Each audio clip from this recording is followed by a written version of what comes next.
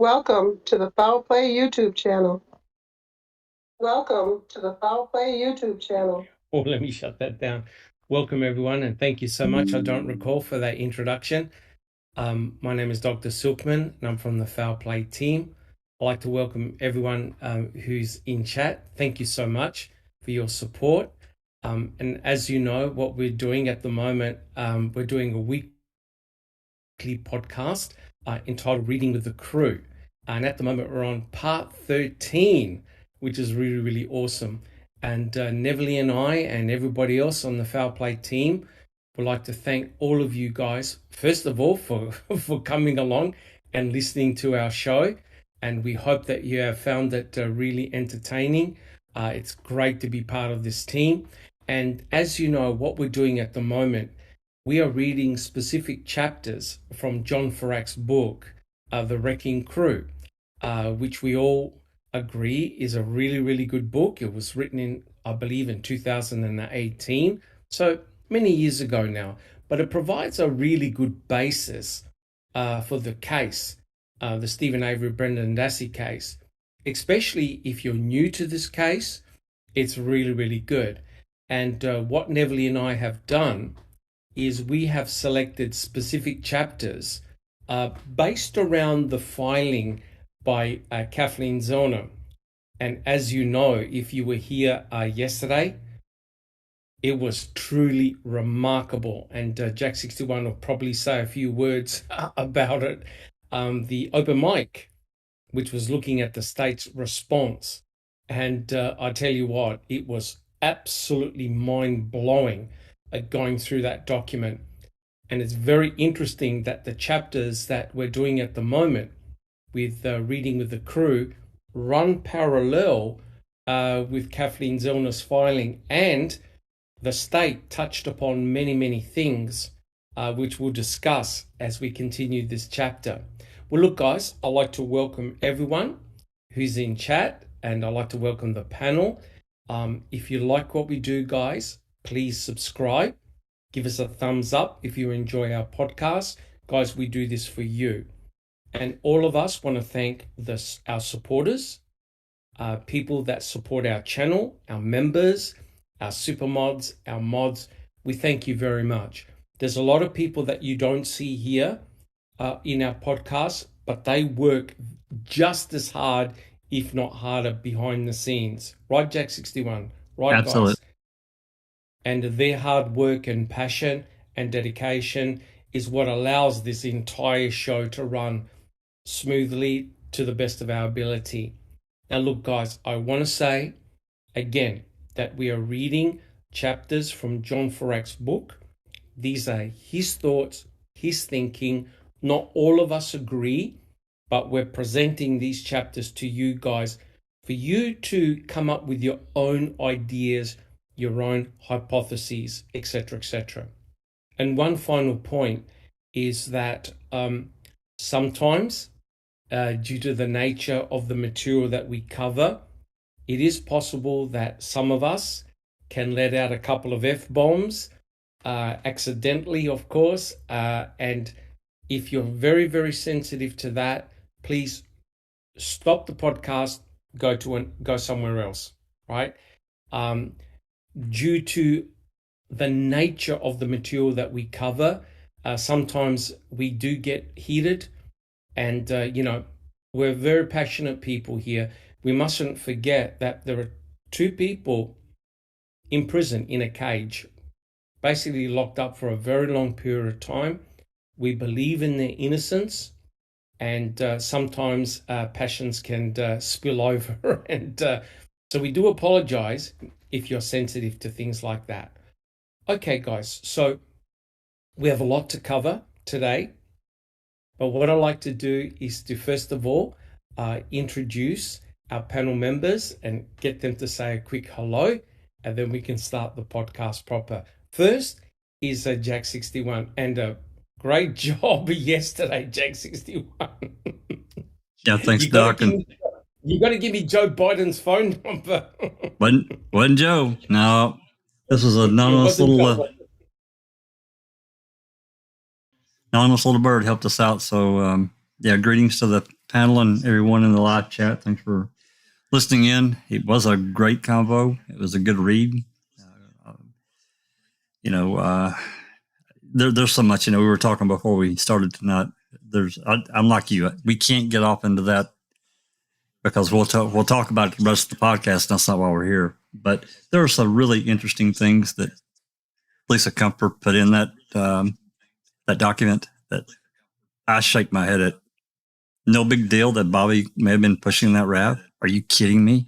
That is a huge deal. This is the murdered victim's car. It's a huge deal. Anyway, but yeah, it was a great live. We had a lot of people commenting. Tracy came on. She jumped into as you know, she jumped in and gave us a lot of good legal sound replies to our questions. So we really appreciate her. So yeah, absolutely. Looking forward to this though.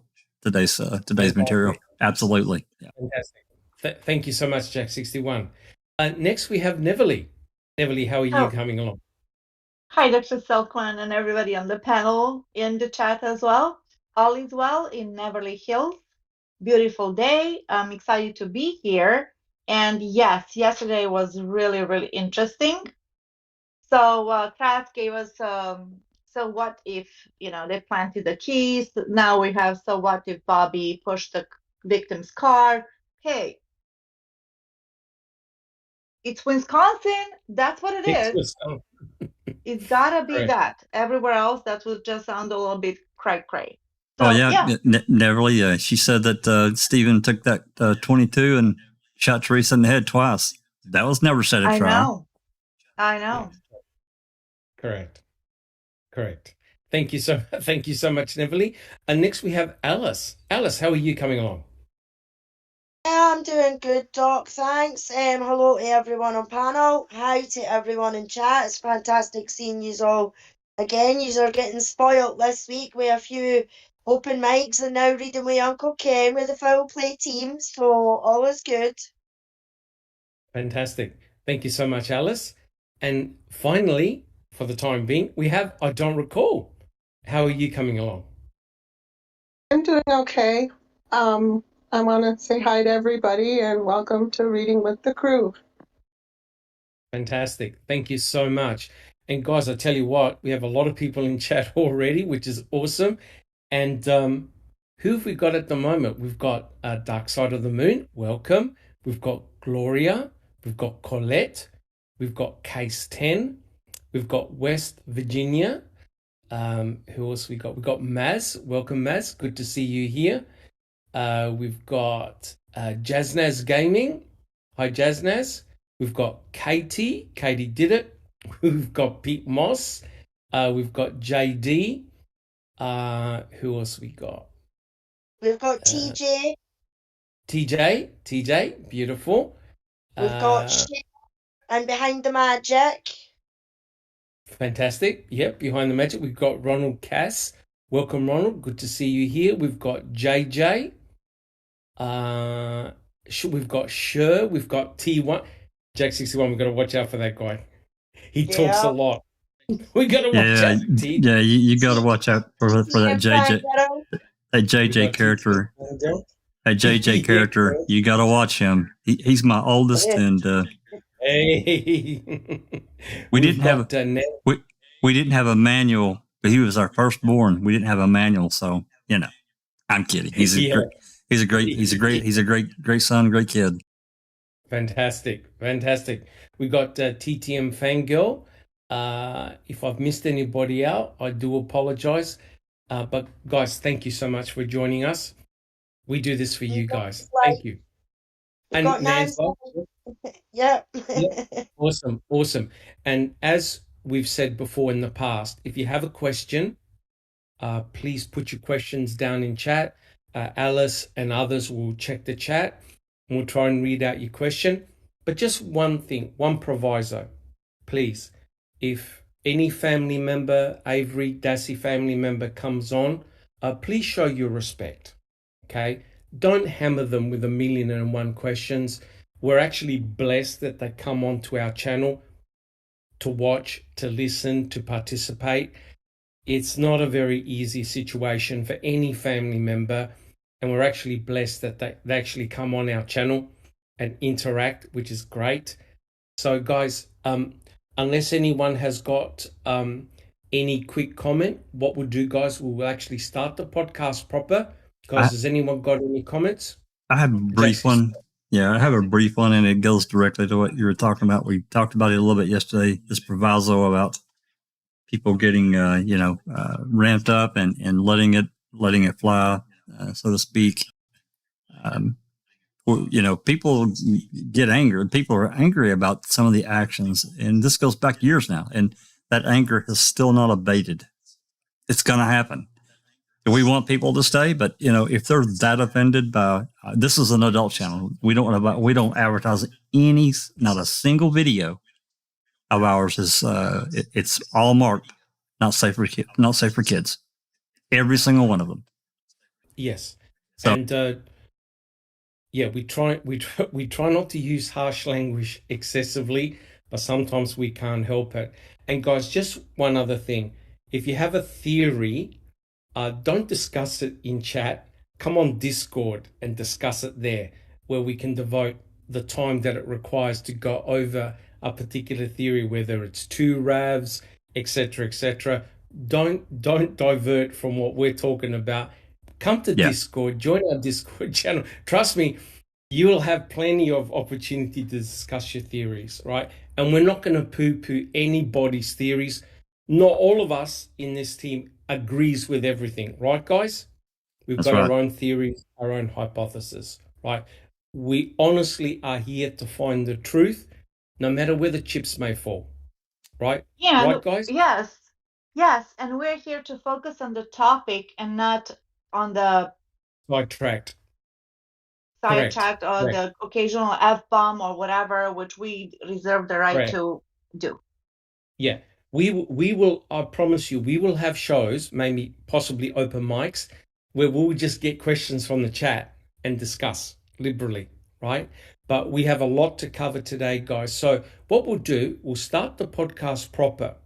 And Jack61, if you could we've got a couple of slides to talk about first, and then Neverly will continue her reading. So you want me to do the slides the extra slides you sent me first? Yeah, right, extra slides.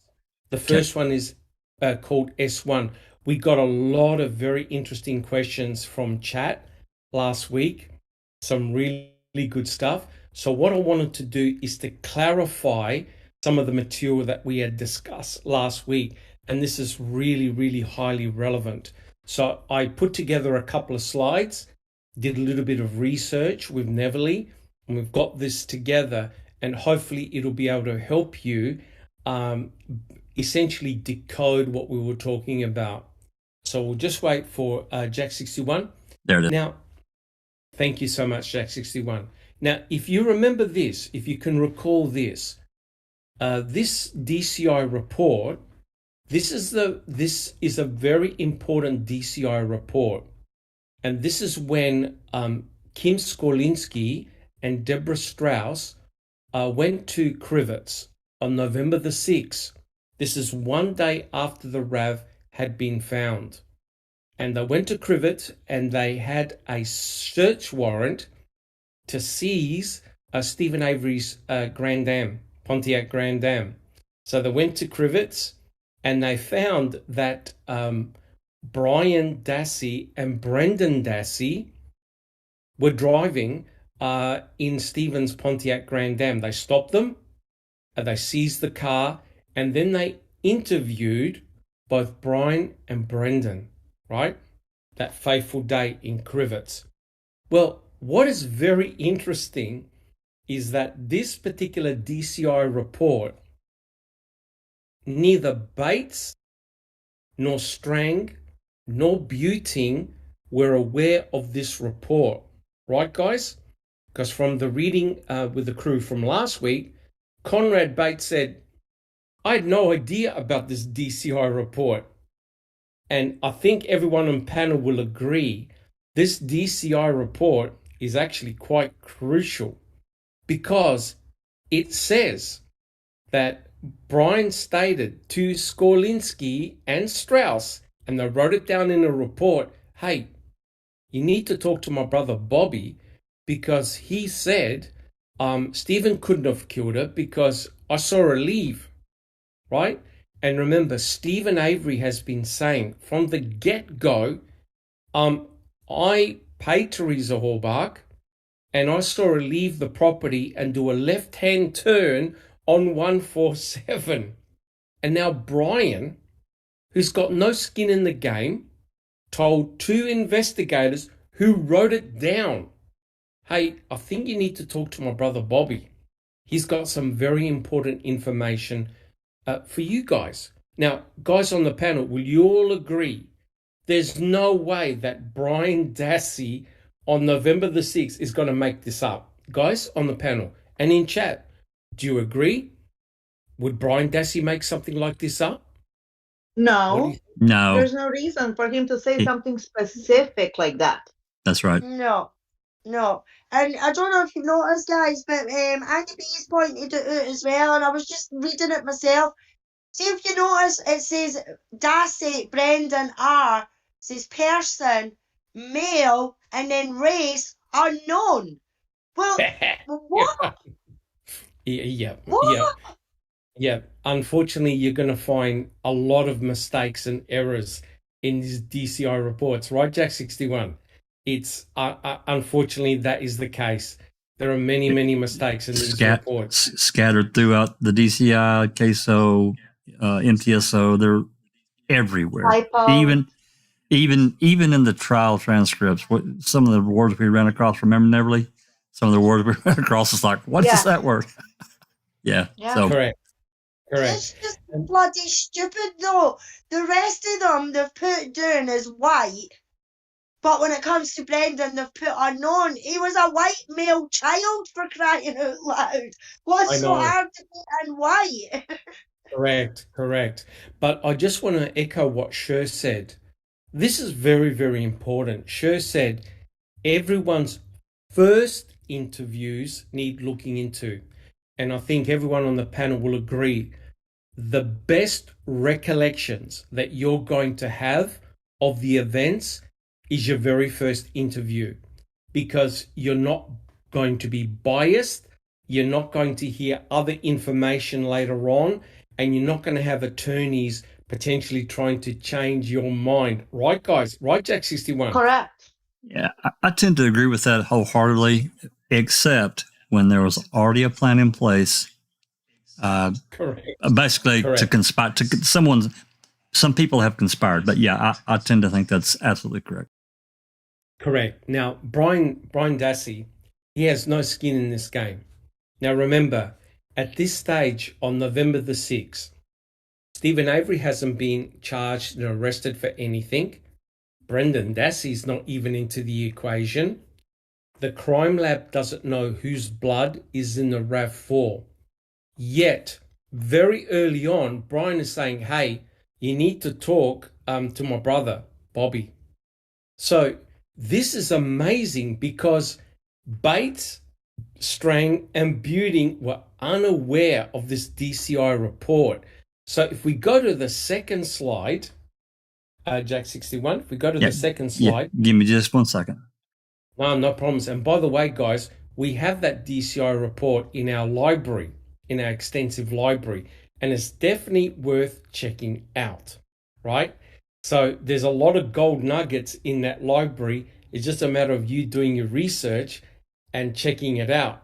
But when you've got two attorneys and an investigator who've got no idea about that DCI report, guys, I think you would admit that's a huge problem. Now, have a look at this. So Neverly and I did some research, and lo and behold, look what we found. Now, normally in a criminal case, the state is the entity that's collecting all the forensic evidence, and the state are the ones that do the reports. What normally happens is that the state prosecuting attorneys hand over, right, Jack 61, right, guys, discovery, right? That's material pertinent to the case. Yep, Jack 61. That's the statute. They're supposed to hand over, and not, I mean, both sides are supposed to hand over discovery material in a timely manner. They don't give a time frame. It just says timely manner. Correct. And if you have a look at the date, it's January the 30th, 2006. But notice who the attorney is. It's attorney Eric Loy. He was the state public defender, the very first one. Right, Jack 61? That's right. Him and a man named, I think his investigator, there was another lawyer, I think was Johnson. I think his name. I can't remember who it was. But as you can see, guys, it wasn't Strang or Buting. It was another attorney, right? Eric Loy. But lo and behold, look what we found. The very last item O, is a CD.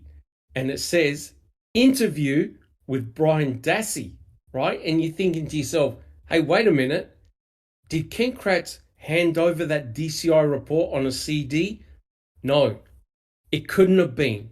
It couldn't have been because Jack 61, Eric Loy would have then handed over all this material to Strang. Supposed to. Yeah, he's supposed to. And here it is. It's, in fact, that's the only mention of Brian Dassey in the whole report. Because if you go to stephenavery.org, you'll find this document, the discovery document, right, Jack 61? That's right. Many, many pages. This is the only time Brian Dassey is mentioned. Lo and behold, I checked CASO, Neville and I checked CASO, and there is a recorded interview on November the 10th of Brian Dassey. We have it. There is yes, there is a recorded interview. So, Jack 61, are we able to go to the next slide, please? So quite clearly, there is no a DCI report from Sowinski and Strauss of Brian Dassey in this discovery. Now, if you have a look at the next slide, here it is. Here is the interview dated November the 10th, 2005, and it was done by Lisa Wilson and Wendy Baldwin. And they had interviewed... Sorry, Jack 61. No, I laughed. I apologize to Wendy Baldwin.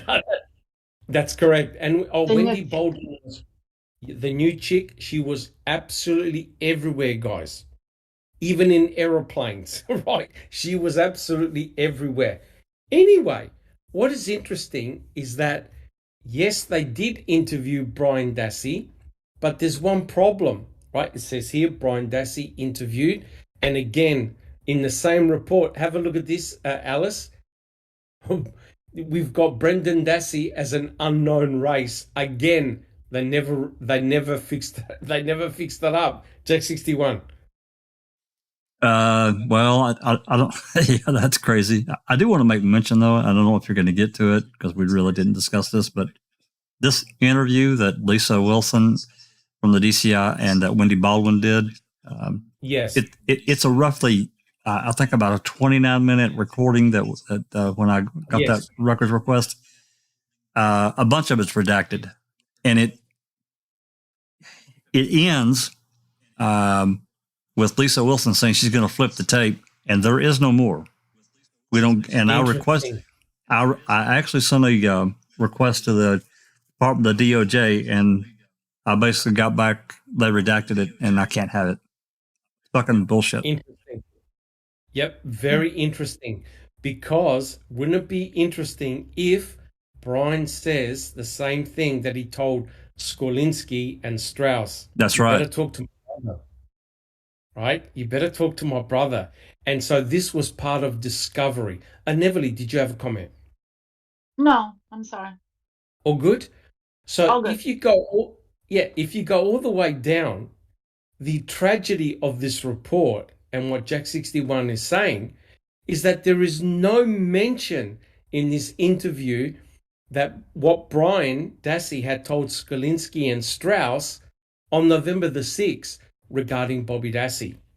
Now, whether it's on the redacted part of the tape that we don't know, we're never going to find out. Right, Jack 61? I bet it is, Doc.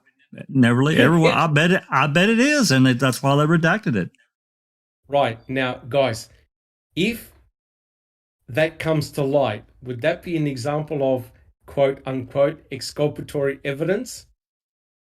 Not if you ask Wisconsin State. Well, I mean, that might be a question for Cherie. She might be able to give us a light.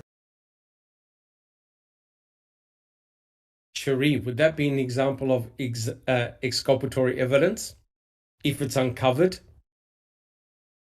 I would certainly say so, yeah. Yeah, yes. So, guys, can you now see what Ken Kratz provided on that CD was the interview of Brian Dassey, but unfortunately on that interview and the report, there's no mention of what he told Bobby Dassey. So hence, what Bates said is correct. Bates had no idea of that DCI report where Brian said, hey, you better talk to my brother Bobby. So guys, if we go to the next slide, Jack 61, this is truly, truly telling. Now, obviously, when Kathleen Zellner came on the scene, she raised hell and caused a lot of concern for a lot of people. And Deidre came out of retirement and he spoke to a lot of people, right, Jack 61? Yes. And, yep. And one of the people he spoke to and re-interviewed was none other than Bobby Dassey. And he did this on November the 17th, 2017. Now, Alice, so we've got this. This is in CASO number 2. Alice, would you like to read what's underlined in red? Can you see it on the screen? Yeah. Can you read what's underlined in red? Beautiful. Okay. Bobby indicated he did not see Teresa leave the property. Bobby was asked if he ever saw Teresa after he saw her walking towards Stephen's trailer. And he stated he had never seen her after that. Bobby stated he never saw Teresa leave the property. Very interesting. So, guys, it's pretty obvious that Deidre was obviously aware of that DCI report because Kathleen Zellner would have mentioned it about the fact that, hey, Brian said that his brothers told him that Stephen couldn't have killed her because he saw her leave. Jack 61. Yeah, you betcha. And you know he had that specifically in mind as one of the questions he was going to put to him. Hey, your brother said, of course, I'm sure that was done off tape. Your brother, yeah, so you're damn right, Doc. I fully believe it. And just to prove that Jack 61 is 100% correct, welcome, Susan. How are you coming along? Woohoo, sugar. Hey, Doc. I think I had too much tryptophan today. Oh, no. I just woke up. Sorry, I'm late. No problems at all. No problems at all. All right. Sugar, did you say you tripped and hit the fan? Something like that, yeah. Sorry, my bad. All right. Now, but you know what I wonder, Dr. Yes. Silkman? Yes. And everybody, I wonder how the question was worded to Bobby. Did they ask him, well, did you see her leave? And he said no. But did they ask him, did you see her around? Or you know what I mean? That they manipulated that question and that they left something out, as always. Yes. Well, Neverly, would you like to read, can you see the screen? Would you like to read what's been in the highlighter? Yes, of course. Now have a listen to this, guys. Bobby was asked if he remembered at any time talking to Brian Dassey about Teresa leaving. Bobby stated he never talked with Brian about seeing Teresa leave. Bobby stated he never talked with Brian at any time about this. Bobby was asked why Brian would say something like this, and Bobby responded, your guess is good as mine. Bobby stated he has no idea why Brian had stated that he had said this. Bobby stated he never talked to Brian about these matters at all. There you go. There you go. Very So peculiar. this is a direct denial by Bobby Dassey that he ever spoke to his brother Brian. Jack 61. Well, yeah, it's we've talked about this before, and I think it's worth mentioning again that if Brian had made this statement, years later, sometime during appeal or even around this time here, I could probably say, okay, he's trying to help his brother and he's trying to help his uncle. He made this statement within a few days of everything happening. November the 6th. November the 6th. That's really important to me. It lends itself to much more integrity and being the truth. Yeah, 100% correct. So I want to ask everyone in chat and everyone on the panel, did Bobby Dassey lie? Alice, yes or no?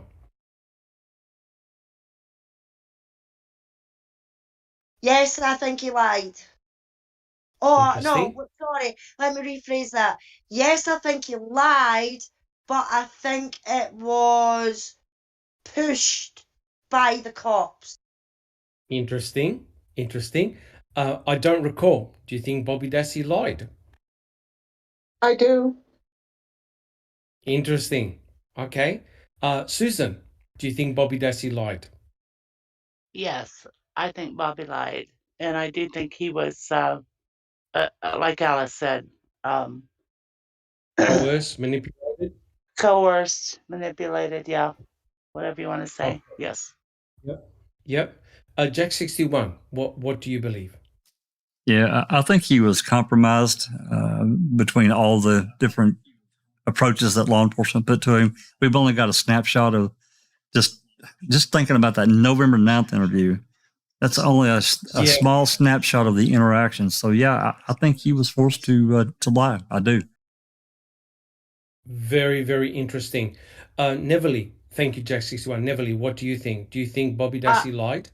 Yes, I think just like Alice and Susan, I think Cherie as well, that his cojones were in a vice, being squeezed as they asked that question. So he complied. Yeah. So, this is rather remarkable when you think about it, because remember, what did Stephen tell Jody right from day one? I think Bobby Dassey was the last person to see Teresa alive, not me.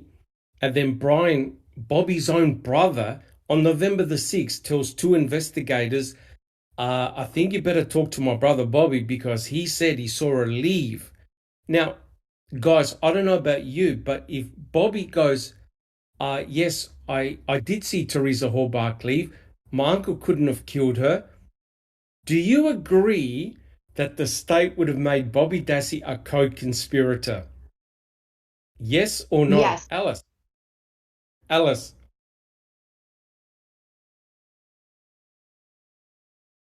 I think your microphone is muted. Yeah. Alice, can you hear us? Hello? Oh, there I am. Yeah. Yes.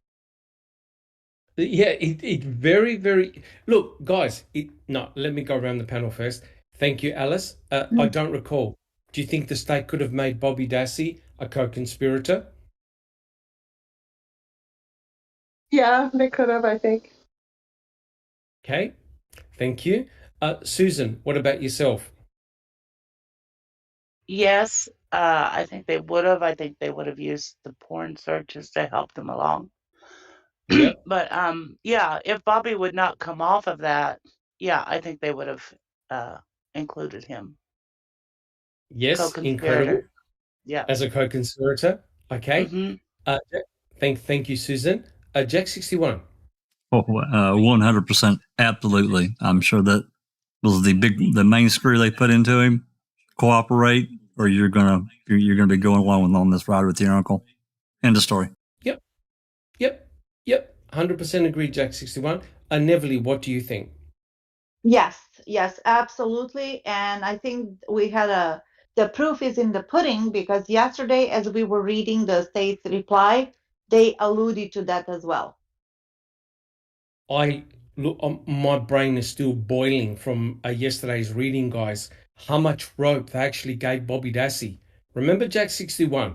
Oh, it doesn't matter if the RAV4 was seen at the turnaround. It doesn't matter if Ramlo was correct. Stephen Avery drove it down there. Yeah, Stephen could have driven that damn thing down there and parked it. That's such bullshit. They made absolutely. Then she went off on all these hypotheticals. I'm like you, that it's just like a lot of rope got let out there. I agree. Correct. Alice, do you have a comment? Yes, I would just want to say, I mean, we know ourselves how dirty cops can be, right? So I think what has happened is that we blame saying, "Oh, you need to speak to my brother Bobby because he's seen her." I think the police have put it to him, along the lines of, well, we could say that you were the last one to see her alive, but we could also, if you tell us what we want to know about Stephen, then we can maybe work something out, and then this is how he's came about and said that, because you've got to remember in Luke's case, the thing with Luke's case, one of the big things in that is that one of the full DNA profiles that was found on Jodie was her sister's boyfriend's DNA, and it was a full profile, and they lived in separate houses. And that, to me, and this is just my opinion on that, is that I think the police have went to him and been like, well, how is your DNA being on her T-shirt? And he's like, oh, well, I don't know. And then the police have said to him, well, could Jodie have borrowed that T-shirt? So they've planted that scenario in the head, you know what I mean? And that's the story and the statements that they've followed on with that. So it could be exactly the same thing with Bobby. They could have said to him, oh, well, it's not looking good for you, Bobby, because right now you were the last one to see her alive. Yes. And thank you, Alice. And if you notice, Bobby Dassey, the only thing that Bobby says, he doesn't see an encounter between Teresa or Stephen. In fact, Bobby never says that he saw Stephen at all, except in that report, right, Jack 61, where he saw Stephen walking towards a trailer, not Teresa, right? And when he was talking to the investigator. That's right. Jack 61. That's right. And that totally changes everything. But he never saw an encounter between Stephen and Teresa. The only thing Bobby said was, hey, when I went bow hunting, I saw Teresa walking towards the trailer. After I came out, I didn't see Teresa, but I saw her RAV4, right?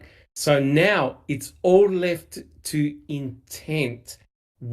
So in other words, Bobby Dassey is off the hook, because he never said, I saw Stephen with Teresa, or I saw Teresa enter into my uncle's trailer, right? He left it open, right, Jack 61? So in other words, the investigators and the prosecuting attorney said, well, have a look at this, guys. And remember what Tom Pierce said. Tom Pierce said that many people, where she went to take photographs, they tried to lure her in their property with drinks and offer drinks and start conversations. And that is exactly what Ken Kratz went for with Stephen. Jack 61, do you have any comments? Absolutely, he did. Pierce said that. And I don't know that he was necessary. I don't know that Tom Pierce is another, wild card here in the whole mix, because I think he had a real crush on Teresa. Maybe that's very likely. Yeah, Kratz did try to, because of this luring hypothesis, a theory that he put forth at trial. It's insane. But again, with all everything else that he did to dirty Stephen up and to make all this salacious Absolutely. That's the theory he wanted to follow. Correct. So when you think about it, guys, Bobby Dassey was in a terrible, terrible position. Because if he said, hey, I did see Teresa leave, then he's your number one suspect. The state could have said to him, oh, so you followed Teresa Horbach out. That's right. Because you just admitted going with a weapon to go hunting and you were right behind Teresa Horbach, right? Well, look what Bobby Dassey miraculously had. He had a reciprocal alibi with Scott Tadich. Otherwise, remember what we discussed a couple of Reading with the Crew episodes ago? You had Bobby Dassey, Scott Tadich, Teresa Horbach, all in the same location, all at the same time, which potentially could have been very, very devastating for Bobby Dassey. So, Bobby Dassey, it seems to me, he took the approach of, hey, it's either my uncle or me. And that, very likely, that's exactly what Deidre and the other detectives said to him. It's either you or your uncle. Guys, do you agree on the panel? Do you agree in chat? It was a terrible, terrible situation for Bobby. Absolutely. They have already kind of, didn't they, when they talked to him, they said, well, you know, your uncle's going to jam you up. And, you know, yes. So they were not only alluding, they were pretty much insinuating strongly that that's the, you know, correct. The opposite, guys, what could correct. happen to him. But guys, can you see the disgusting nature of this? If law enforcement are interfering with an investigation, it meant that neither Bobby Dassey, nor Stephen Avery, nor Brendan had anything to do with the demise of Teresa Horbach. It could have been a third party that we don't know about. But because of this setup between Bobby Dassey and Stephen Avery, they're basically saying to Bobby, mate, it's either your uncle or you or both of you. Guys, would you agree? Absolutely. Absolutely. So if you're Bobby Dassey, you're in a terrible, terrible bind and in a terrible, terrible situation, right? You basically, if you tell the truth and say, yeah, I saw Teresa leave, then you're in big, big trouble, because you could see the state can make a case against Bobby perfectly. Neverly, did you have a comment? Yes. In total agreement with what you're saying, what everybody's pretty much thinking. Remember in that case of something 5? Yes. The documentary, it's not just there. Yes, they're trying just to flip the other people against each other. Somebody, you only need one person to basically snitch or get compromised, and then they make the case. That's like in their playbook. Yeah, 100% correct. And in actual fact, guys, Fassbender and Wiegert did the same thing to Brendan. Remember, guys? Brendan got very, very nervous because he goes, well, he told his mum, well, what if Stephen's story is different to mine, right? And Fassbender and Wiegert said, your uncle's going to start blaming you, that you did everything. So it's putting one against the other. And Bobby, he knew what they were getting at, right, guys? So it's a no-win situation. And that's why, in effect, Kathleen Zellner said, all right, you want to play this game? I'm going to make Bobby Dassey the Denny, right? And that's exactly why she targeted Bobby Dassey, right? To basically throw it back in the state's face. But how disgusting, guys. The state threw it back at Kathleen Zellner and said, hey, I reckon this is more likely involvement of law enforcement, not Bobby Dassey. Alice, do you have a comment? It's actually behind the magic in chat. She says, what if Bobby came forward now and he said he lied? Would anything happen?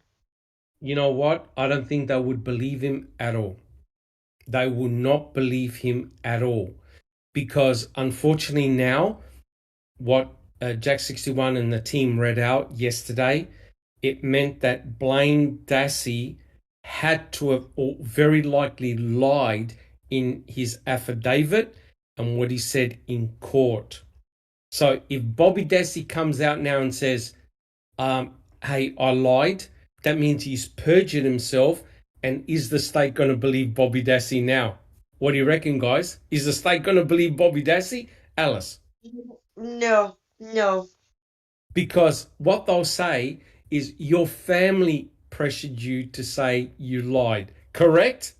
Yeah, exactly, Yeah. Doc. That's exactly what they would say. They would say he's just trying to get his brother out of jail, and everything like that. Sharon Chat is asking, where did Bobby go after Scott Tadich saw him? Who can vouch for him hunting? No one. Well, No one can. No no, one can. no. No. Neither, and don't forget, neither Scott can vouch for where he was either. So Scott went the opposite direction to where Bobby went to where Scott Tadich's property was and hunted on that land. Scott Tadich went somewhere else. No one can vouch for their presence. They only vouch for each other with the reciprocal alibi as having seen each other at a crucial time that Teresa Horbuck left the Avery salvage yard. Neverly, do you have a comment? Yeah, in regards to Bobby confessing that he lied, the state wouldn't believe him, not because he's perjured himself, but also it goes directly against their story, their narrative, and that would collapse everything. So even if he was telling 100% the truth, which is, yeah, I saw her leave, Stephen didn't kill her, blah, blah, and all of that, even more to it, that they would dismiss it because then, it would collapse their case. Oh, 100%. But guys, can you understand? This is why I keep on harping on. This information needed to be stated in 2007, not in 2022. Would you agree, guys? Yeah. Right? All the damage, the pornographic searches, the statement by Brian, right? And Tom Sowinski, the fact that he had phoned up and Seglaw took the call. All of that would have been devastating back in 2007. The state can now trivialize it and in actual fact have completely dismissed Bobby Dassey. Correct, Jack 61? They completely dismissed Bobby Dassey at all. Absolutely. Completely. I've never, ever seen anything like it in my life. Oh, yeah, so what if Bobby did this? So what if Bobby did that? So what if he pushed the RAV4? Maybe he was under the instruction of his uncle. And you're thinking to yourself, we've entered the twilight zone in Wisconsin? Alice, do you have a comment? It's actually T1. It's got a question. Yes. Says, what if KZ discovers the identity of the other individual Tom Sowinski says was pushing the RAV4? Then, in my opinion, the state would be up shit creek without a paddle. Well, couldn't the state say, hey, Stephen coerced two of them, his own nephew and a friend of his, to push the RAV onto the property so Stephen could crush it? Jack 61, correct me if I'm wrong, that's what the state would have said. Yeah, probably. Sure, absolutely. But anything, but and we don't really know how many times that Kratz called Bobby in for coaching and what was said, who was there. Yeah. We don't know. I'm highly suspicious that he was completely compromised. He's a young kid. I mean, I don't care if he was raised on the Avery property. It doesn't matter. You got all these cops. You got these prosecutors, and they're basically saying, "Hey, look, it's either going to be him or it's going to be you and him." and throw it in his face. Correct. Because remember, Deidre, he was everywhere. Deidre, he had a finger in every pie. He knew exactly what was happening everywhere. And we're going to get into something very, very interesting next. And it involves Cuss Road, right? So it could have been sort of like, hey, look, Bobby, we don't think you did this. Remember what Deidre said to him? And we'll read it. We know, if you're a betting man, what would you say? What would you think, right? And so he basically put Bobby in a terrible bind. Buddy, it's either you or your uncle or both of you, right? So Bobby was in a terrible, terrible situation. And do you think law enforcement actually cared for Bobby Dassey? Not one bit. None whatsoever. Bobby Dassey was a pawn in a very, very sick game, right? So, like I said to you, what Kathleen Zellner did was she flipped it. All right, you're protecting Bobby Dassey? Well, I'm going to present to you that he's the perfect Denny. And now, how unbelievable is this? In the reading that you said, and it's relevant, oh, yeah. The whole Tom Sowinski observation is probably true, but so what? So what if Bobby was with somebody else pushing the RAV?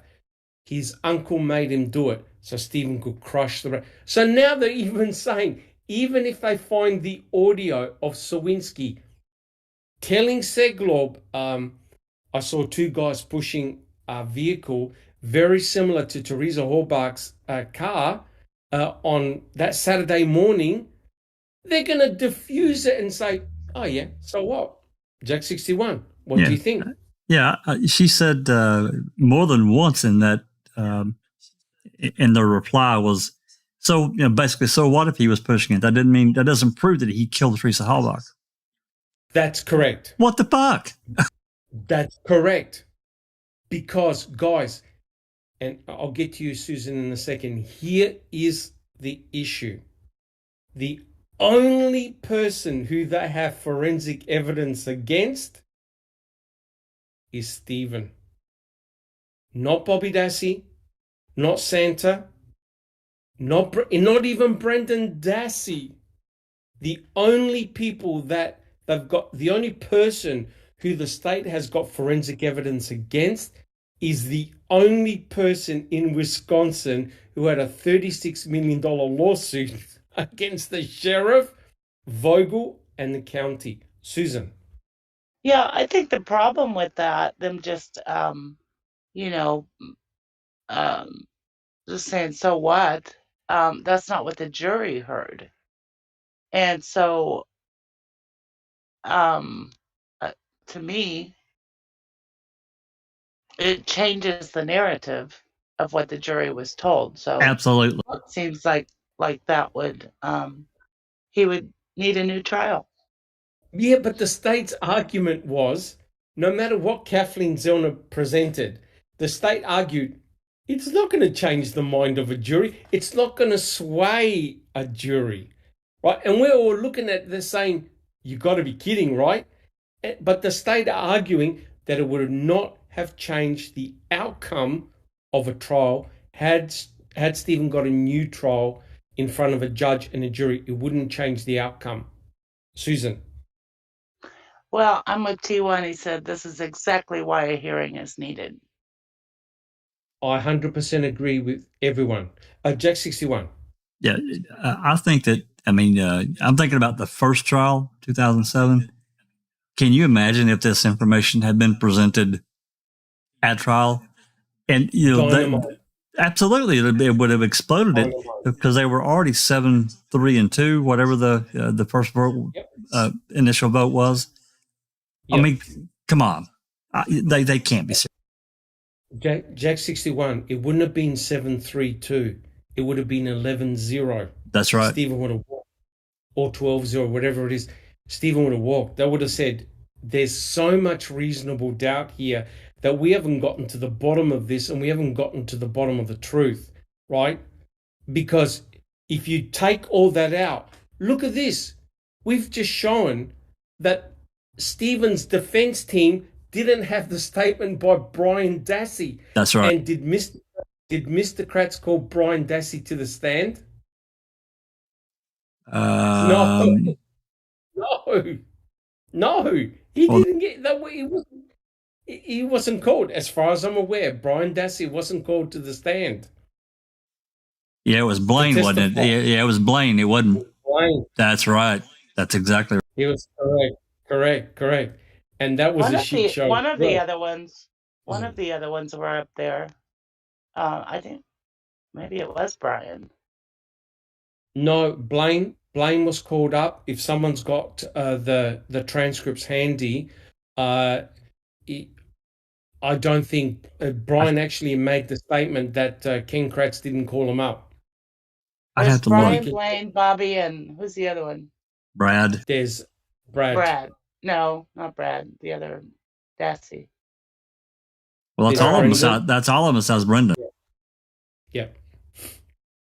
Oh, okay. Bobby and Blaine. Bobby and Blaine testified. Bobby and Blaine. I'm seeing him on the stand, and I'm thinking it's Brian, but I could be wrong. Yeah. We can definitely check that. But you're right, Jack 61. You're right, guys. Had that information been presented in 2007, it would have been dynamite. Neverly, do you have a comment? No. Okay, all good? All right, so quite clearly, the defense had no idea about Brian's statement, and they didn't have the DCI report. So let's change tact, because we've got a lot of interest of Cuss Road. So, Jack 61, are you able to put up the next slide? Yeah, give me just one. Yep, no hassles at all. So remember, we've talked about Cuss Road a lot, and we believe as a panel, and I'm sure a lot of people in chat will agree that Cuss Road is very, very important to the outcome, what actually happened and transpired on the Avery salvage yard. So if we have a look at the next slide, this is very, very interesting.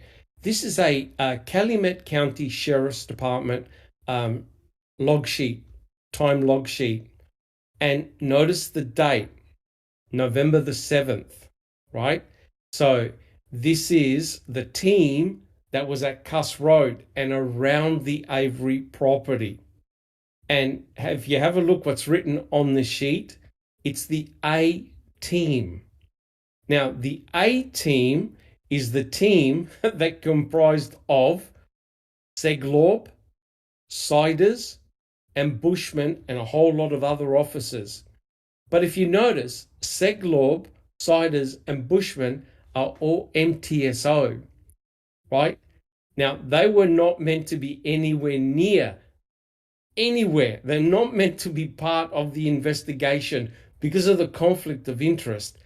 There should have only been officers from Calumet, right? Not from the MTSO. Well, Mike Bushman, he was in retirement, as far as I understood, and he was called out for 1 day. And this is part of the A team that searched around the Avery salvage site and at Cuss Road. And if you have a look on this sheet at the front, if you can scroll down, Jack 61, maybe make it a little bit bigger, it says here, found burial site. And it's been crossed out, right? But there's no doubt it's got their found burial site, which is very, very interesting. And if you look on the right-hand side towards the bottom on that sheet, you've got found stump. Isn't that interesting? And often, and Neverly will back me up on this, often a stump is referred to a torso without a head, arms, and legs. Right, Neverly? Yes. Or the trunk. The trunk without any limbs or a head. And that's been crossed out. And it's interesting that down below it's got RORI. Does anyone in chat or on the panel know what that stands for?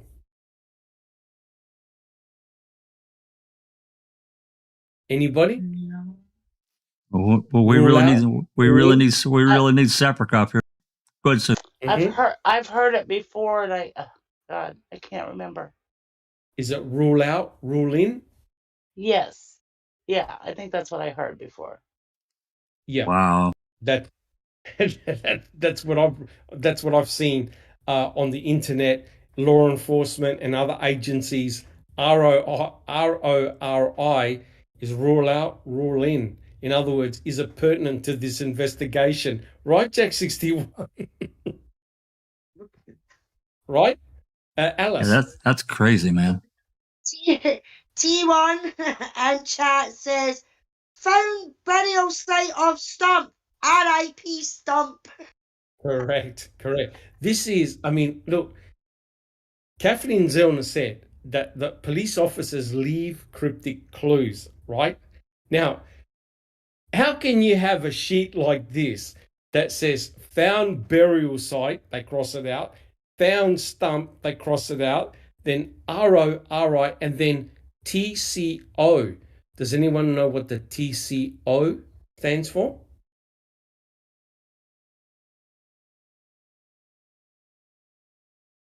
Anybody? Neverly? No. No, I'd have to Is that try to. TCO or is that TOO? No, TCO. Yeah, it's TCO. How about taken care of? Yeah. Or take or take care of. Yep. Yeah. Yep. And remember what we've hypothesized, that Bushman gathered up the material from the burial site and took it away. Removed it. Now, if you thought that was bizarre, have a look what's behind this page, right? Jack 61, can we have a look at what was written behind this page? And Neverly, did you have a comment? No. Camera, cell phone, purse, clothing. Yeah. Rolled down, disturbed, unearthed, dirt. License plate SWH5A2. Correct. So remember, this crew they're searching around the salvage site, and they're at Cuss Road.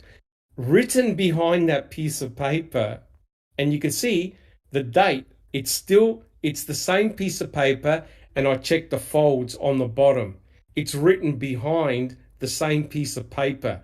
Someone wrote on there, camera, cell phone, purse, clothing, unearthed, rolled ground, dirt, disturbed, and have a look at this. They wrote the license plate number. Now, correct me if I'm wrong, Jack 61, but weren't the license plates found one day after on the property? They were. This is That's crazy. Right. In that car. Yep, they were found one day after. What on earth are they writing down Teresa Horbach's license plate number on the back of that sheet on the 7th of November? It makes no sense, but it gets better. They wrote tracks, vehicle, and I think it's 5 to 10 foot apart.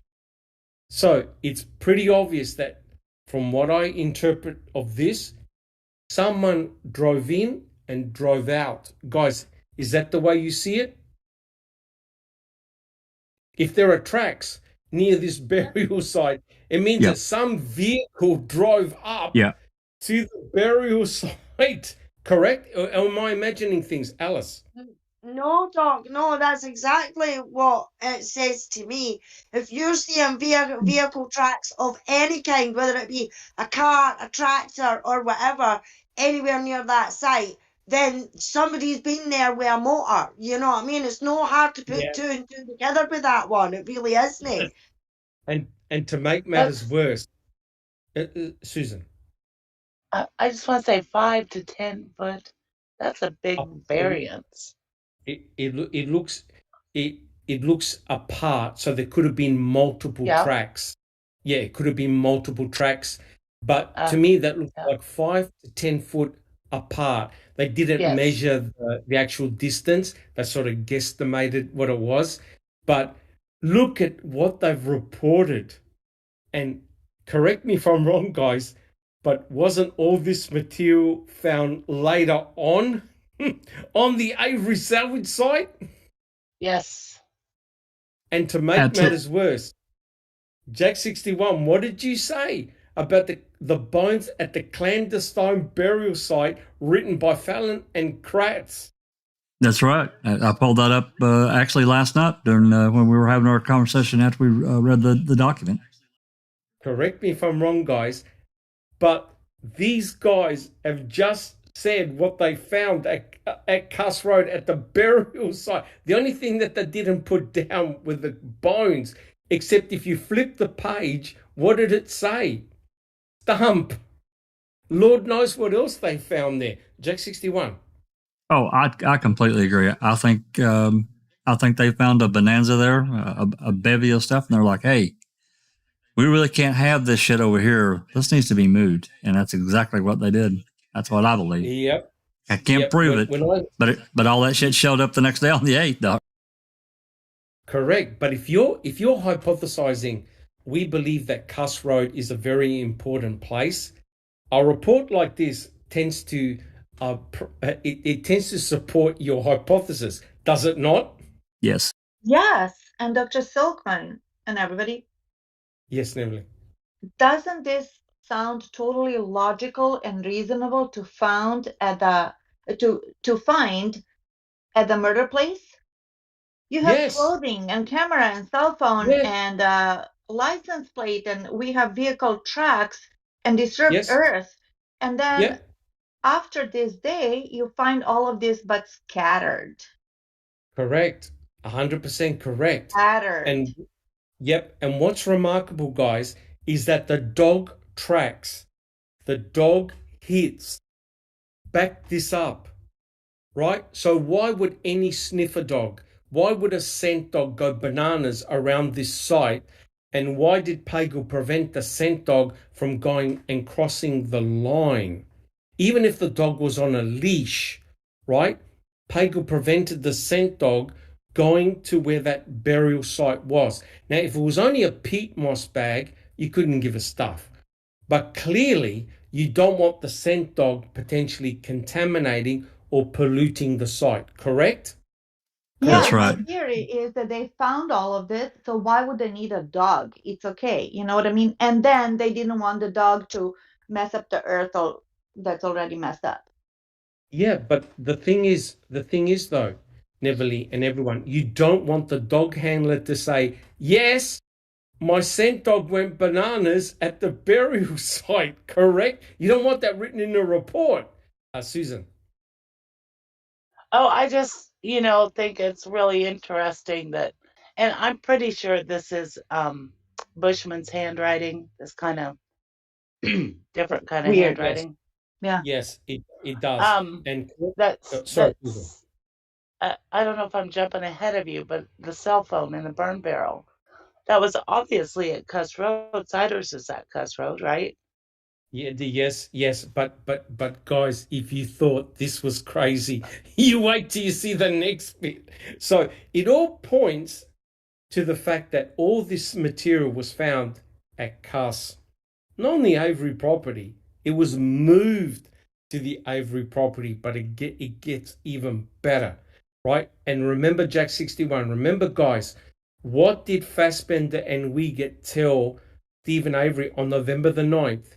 We know where the RAV4 came from. It came from the deer camp.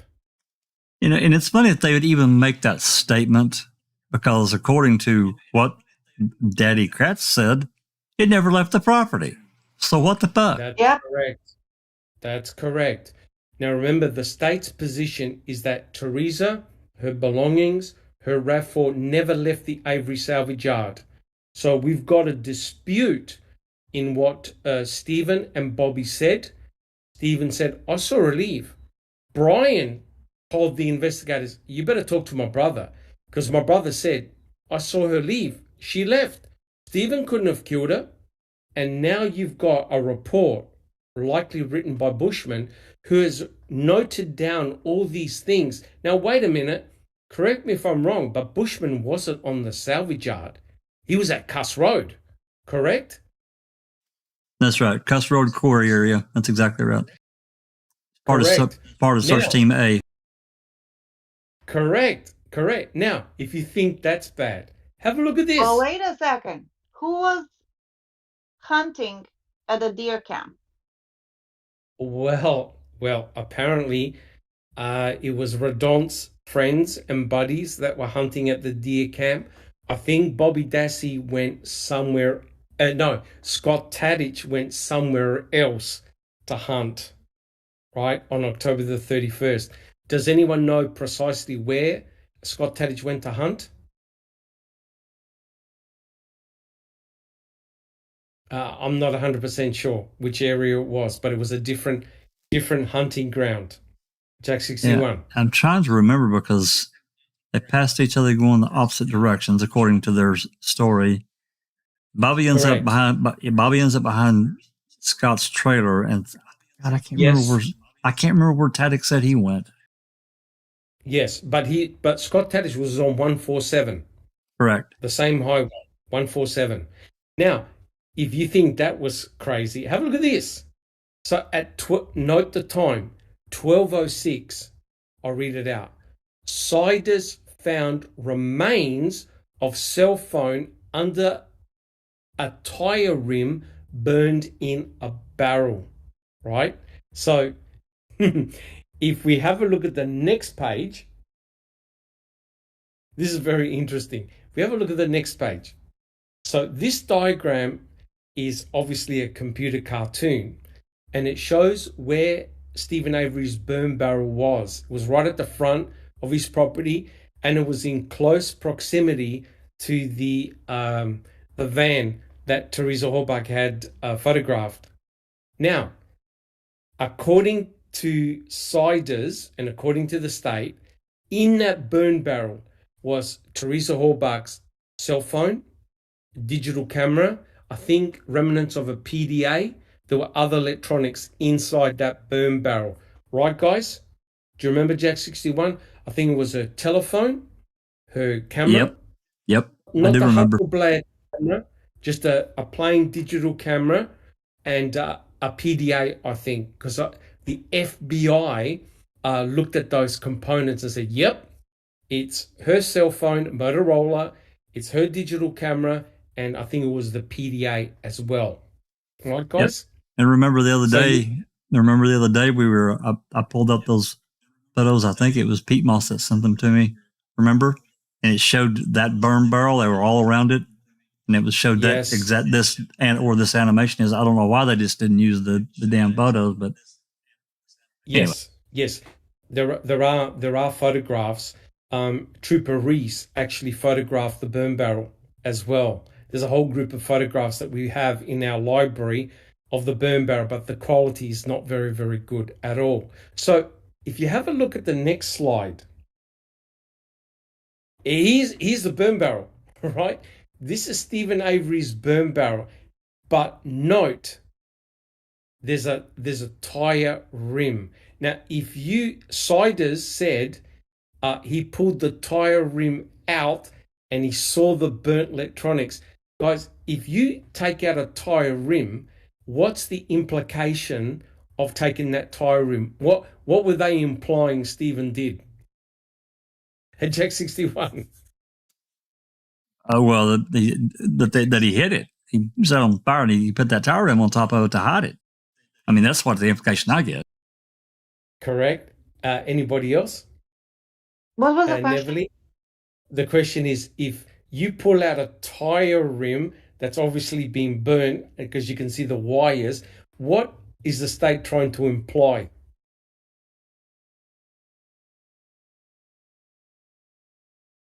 Is it that Stephen used the tire to burn the electronics? Well, yeah, as fuel, as a fuel source. Yeah. As a fuel source, right? Yeah. Did anyone see black smoke and smell rubber coming from that burn barrel? Not on that day. Not anything No. recorded. No, absolutely not. I think Brendan said white smoke, didn't he? That was Fabian. No, I think that was Fabian. that was Fabian. And Fabian. Oh yeah, that was Fabian. And Fabian.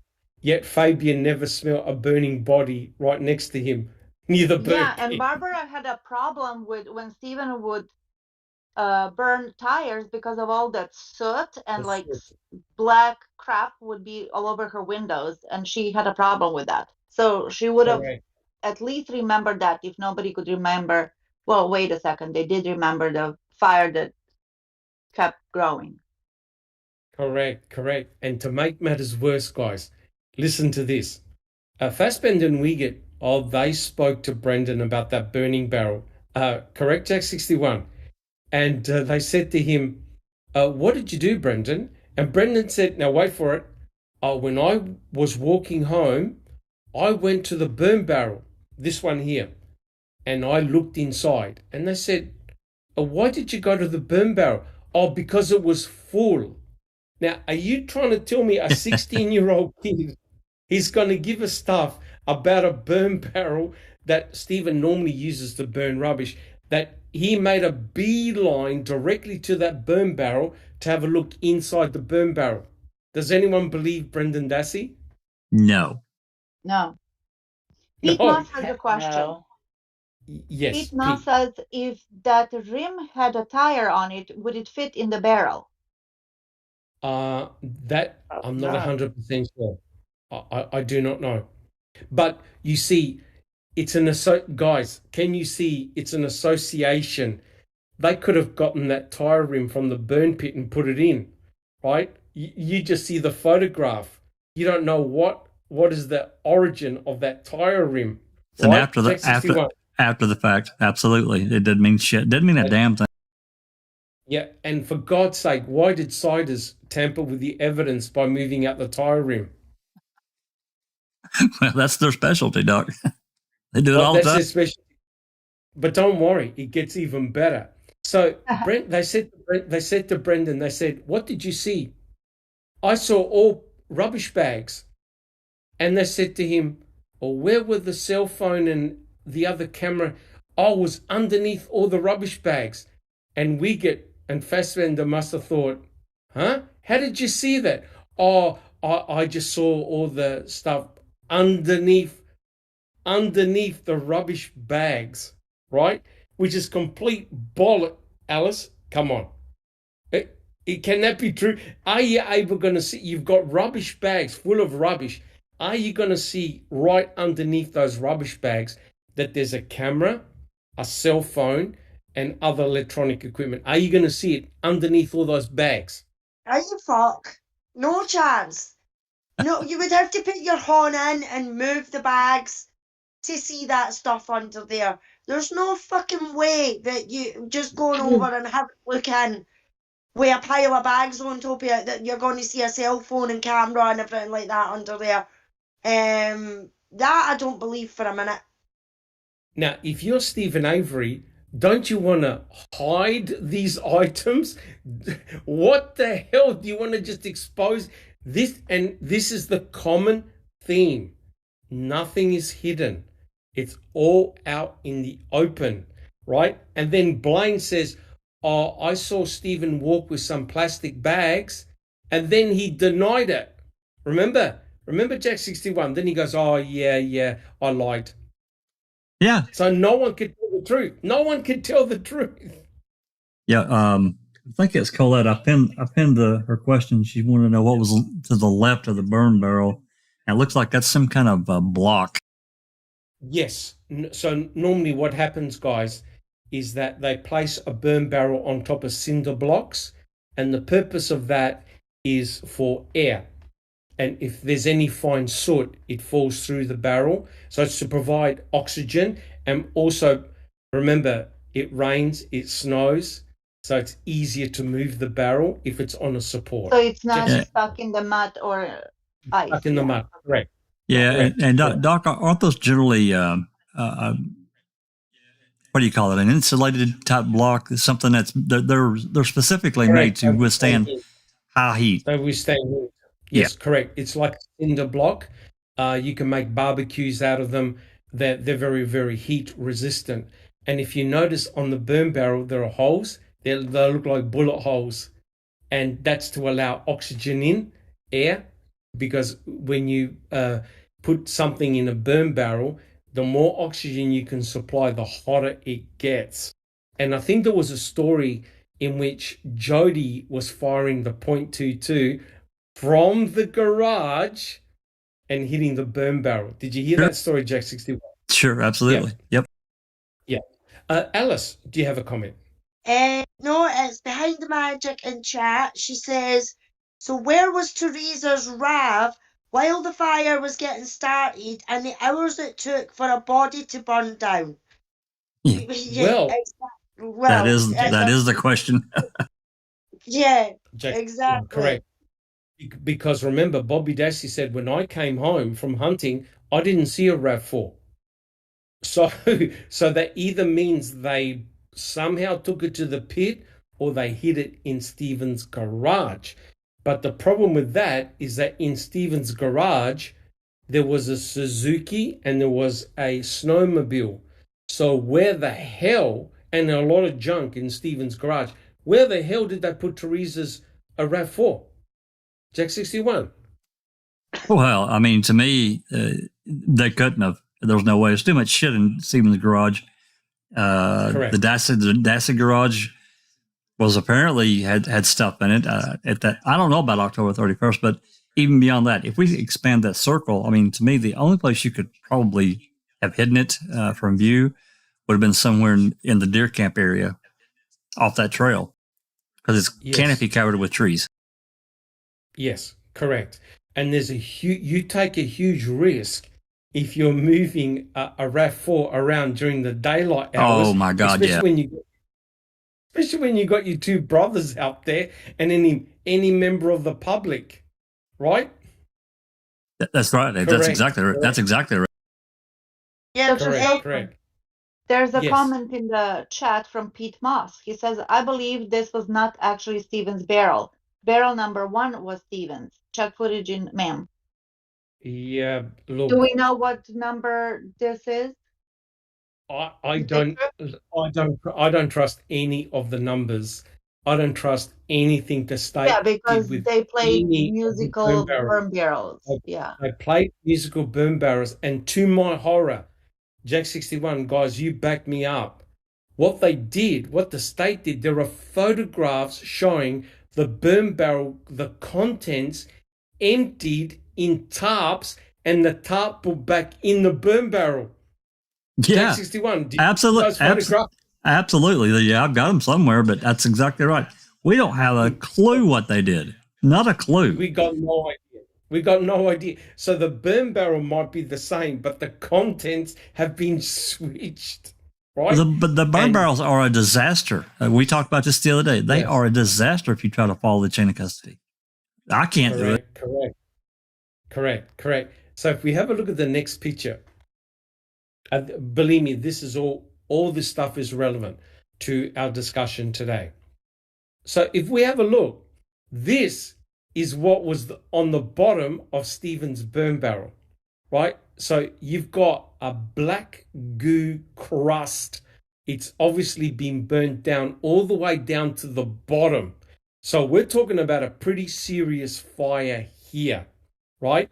And because remember, it had rained, you've got this sort of like crusty area. But even though it's not relevant to today, but can you imagine when they sifted the contents of this burn barrel, the plastic of the phone and camera survived an intense fire that converted everything to ash. Jack 61, do you have a comment about that?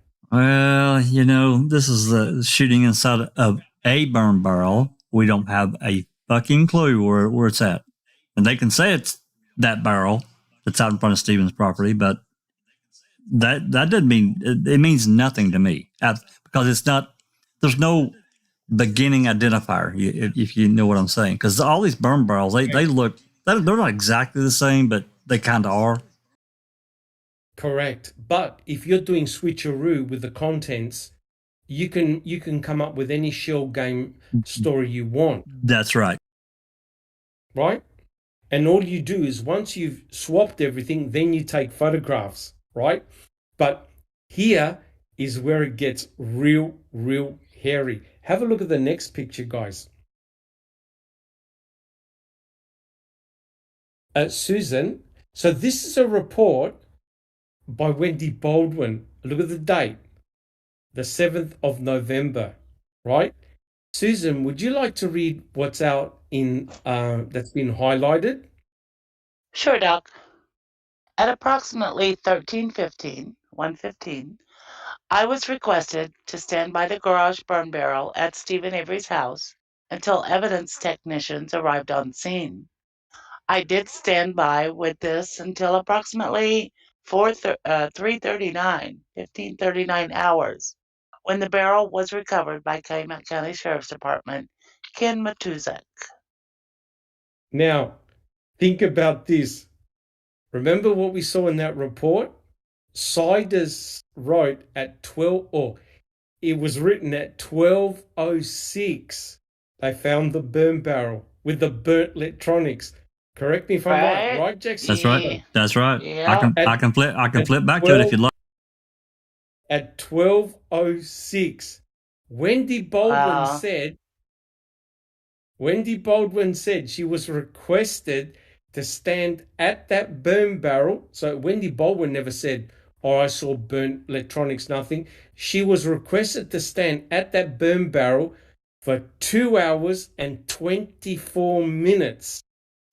2 hours and 24 minutes until it was 2 hours and 24 minutes until Matsuek came and got the burn barrel, right? So Baldwin, and put it this way, the burn barrel was discovered at 12:06. Baldwin was told to stand at the burn barrel at 1:15, correct? That means that an hour and 9 minutes had transpired between Siders' report, seeing the burn barrel with the electronics, and Baldwin being told to stand next to the burn barrel, and then 2 hours and 24 minutes went by before Matsuek picked it up. Guys, do you agree? Yep. Right? Now, have a look at the next slide.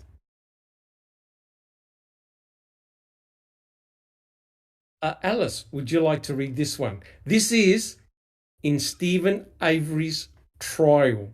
Alice, would you like to read it out? Yep, sure. Question. Now, Deputy Siders, after witnessing or discovering this barrel, were other law enforcement officers summoned to that location? Answer. Yes, they were. Question. Question. The scene that is the burn barrel itself. You missed a line, I think. Do you know if? So, do you know if, or let me just ask you this. Do you know agents from what's known as the Division of Criminal Investigation? Answer, yes. Question. The scene that is the burn barrel itself, was that scene maintained by you? In other words, did you make sure that, at least while you were there, nobody fooled around with the stuff that was inside of it? Oh my God. Or tamper with the evidence? Jesus. I'm almost going to drop the F-bomb. I'm almost going to... Keep going. That's correct. I maintain custody of the barrel. Oh my God. Question. And was there anybody from the Division of Criminal Investigation that you turned over custody of that burn barrel to? Answer. Yes, there was. Question. Who was that? It was Kevin Heimerl. Question. Kevin Heimerl? Answer. Correct. All right. Now, Jack 61, where the hell is Kevin Heimerl mentioned in the previous report where Wendy Baldwin is standing next to the burn barrel? Nowhere. Absolutely nowhere. And That's good stuff, Doug. And where does Sidus say, I turned over the burn barrel to Wendy Baldwin? Nowhere. Nope. Guys, can you see? It's a complete bullshit setup. The Absolutely. two stories do not complement each other. And to make matters worse, what did Kratz say? Did anyone so that no one could tamper with what was inside? Yeah, I trusted that barrel. Nobody touched it. Guys, can you see? You can't trust, and the guilters love the burn barrel. The guilters love this burn barrel. But now you can see, not even law enforcement can get their story straight on the burn barrel. It's too complicated. They fucked them up so bad. I doubt that anyone can actually knows everything. I really don't. At least not from what we've got reported. Yep, and Siders tampered with the evidence by sticking his hand in the burn barrel and lifting out the tire rim. Instead of immediately calling crime scene, you better come over here and start taking in situ photos. Guys, it's a shit show. It is a complete shit show. Yep. And what did we have on that form, Jack 61? At the back, camera, cell phone, purse. Where the fuck did they get purse from? I know. Can anyone explain it? I can't. I can't either. And then when you look at the testimonies of Brendan Dassey and Blaine about the burn barrel, it honestly, we're talking about different burn barrels here, guys. We're talking about two different burn barrels. Oh, you have to be. How on earth do the stories complement when Wendy Baldwin is saying, hey, I stood next to that burn barrel for several hours and then it got taken by Matsuik. Siders is saying, no, I handed it over to Kevin Heimrel. Yeah. I'm at a loss. Yeah, I'm at a loss. We're clearly missing something.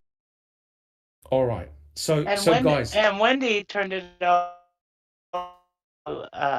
Didn't she say Calumet? Yep, the guy Matsuik. And remember that the burn barrels were put on a truck, and I think Ken Kratz called them back to the property. Right? So there's some shenanigans going on. I know it's beyond the scope of this podcast, but guys, if I can find little nuggets like this, same with Kathleen Zellner, and others can find stuff that makes no sense. And guys, all this came about was from reading with the crew chapter that Neverly and I put together. And I'm thinking to myself, oh my God. No one, that explains, Jack 61, why that nasty letter was written to John Ferak, right? Oh, by the third party? Oh. By the third party, by the fact checker. Yeah. All right. Now, guys, are there any questions so far of what we've done? Yes. Pete Master is asking, so which camera do you think they found? Which Is it the camera? expensive one? Yeah. Or No. No. Not the Hasselblad. No. The cheap one. Well, I think it was the Sure Shot. It was the one that normally Teresa would use to take photos of vehicles. Digital photo, Canon Sure Shot.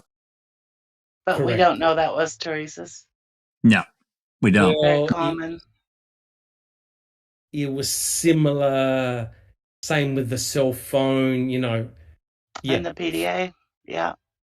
Correct. Yeah, the Correct. Palm. yeah, Correct. because I had a question about the phone. I'm like, if they just found like a Motorola cover, how do they know that that's actually Teresa's? But because it was lumped in with everything else, one is to deduce or to conclude. Yeah. Correct. But if they found all those contents at Cuss Road, it now makes perfect sense. Just bring the stuff across, drop it in, go, oh my God, have a look at this. Done. right? Very, very easy to do. Come on, guys. The Dasseys and Averys were off the property, right? This was search team A, and there was Bushman in charge. Bushman is a thing what Ferak said. He's a loyal servant to Ferak, right? Jack 61, and Bushman arrested Stephen Avery back in 1985. That's right. It's the But same. you know what? And Sorry. Neverly. Yeah, that the backside, the front and the backside, that picture was we got that a couple of years ago, didn't we? Yes. And we were looking at it, it's like, what do they mean? We were like, we couldn't connect the dots. The importance of it, like it's important, but like, where did this come from? Why, when, how, who? You know what I mean? But now it makes perfect sense. But that's the whole idea. And Jack 61 will back me up on this. When you've got overlapping evidence, overlapping documents, and you can follow exactly all those documents, you can only come to one conclusion. And that is they found something of significance at that burial site. They deep-sixed it and denied that it ever happened. It was just a peat moss bag, nothing to see here. Because their narrative of trying to blame Stephen of murdering Teresa Horbach at Cuss and dumping her cremains there would not work, right? Would not work. No. So you put everything back to the salvage yard. Yeah. Jackson. And don't forget that Bobby did not know where Cuss Road was. That's correct. That's correct. Yeah, I don't believe. I don't believe. No, of course not. Young boys on all-terrain vehicles in a quarry with lots of hunting every day. Come on. Nirvana. That's Nirvana. Correct. Correct. And they had a hunting camp there, hunting lodge as well. So yeah, it doesn't make any sense. Yeah. All I can say about Cuss Road, and I can easily throw up, 15, 20 photographs in a row. That was a crime scene. Period. End of story. Everybody sees it. Yeah. Anybody that walked into this case right now that didn't know anything about it would say, "Shit, that's a crime scene, guys." Yeah. And that document that you put up, Jack 61, that was written, I think it was 2006, saying, hey, no, it took so long because the poor investigators, they were overtaxed, overburdened, they were looking at multiple sites, and yet they've got to be the biggest laughing stock in the world because other agencies around the world are saying, wait a minute, you devoted all those resources for a peat moss bag. Are you guys fucking crazy? Sorry if anyone was sensitive to that. Are you guys crazy? You're trying to solve a murder investigation and you sent the cavalry out to a site that had a peat moss bag. Hold on, this is rural Wisconsin. Are you surprised that there's a peat moss bag? Or really, the fact that you had, 15 to 20 people, 10 to 12 vehicles, including crime scene, a helicopter up above all day taking pictures of the entire area. You did all of that for a peat moss bag? Floodlights at night. If they had been road, provided lunches, yes. Roll the ambulance, yes. Roadblocked. Correct. Yep. Yes, on both ends. Yep. On both ends. If they had been there for an hour and saw it was nothing, okay, I believe you. They were there all fucking effing day. And they called Lincoln Colburn and Remaker, I think, and Diedring to Cuss Road. Yep. All of those law enforcement officers to Cuss Road over nothing. And to make matters worse, Colburn says, oh yeah, Lincoln and I helped dig. Help dig what? There's nothing there. Nothing of evidentiary value again. Nothing of evidentiary value. And that they must think that all of us are a bunch of dickheads and we don't have a brain. How on earth did they get away with this? Kathleen Zellner must be thinking, just let me get in front of a judge. Let me get in front of a judge. They want to Well, prevent thanks it. to ma'am, because they didn't think that this was gonna ever happen to become so popular, so public, not just, for the locals and for the Americans, but the whole world. Remember, you guys, there was a petition right after Making a Murderer show, the first season, the first 10 parts.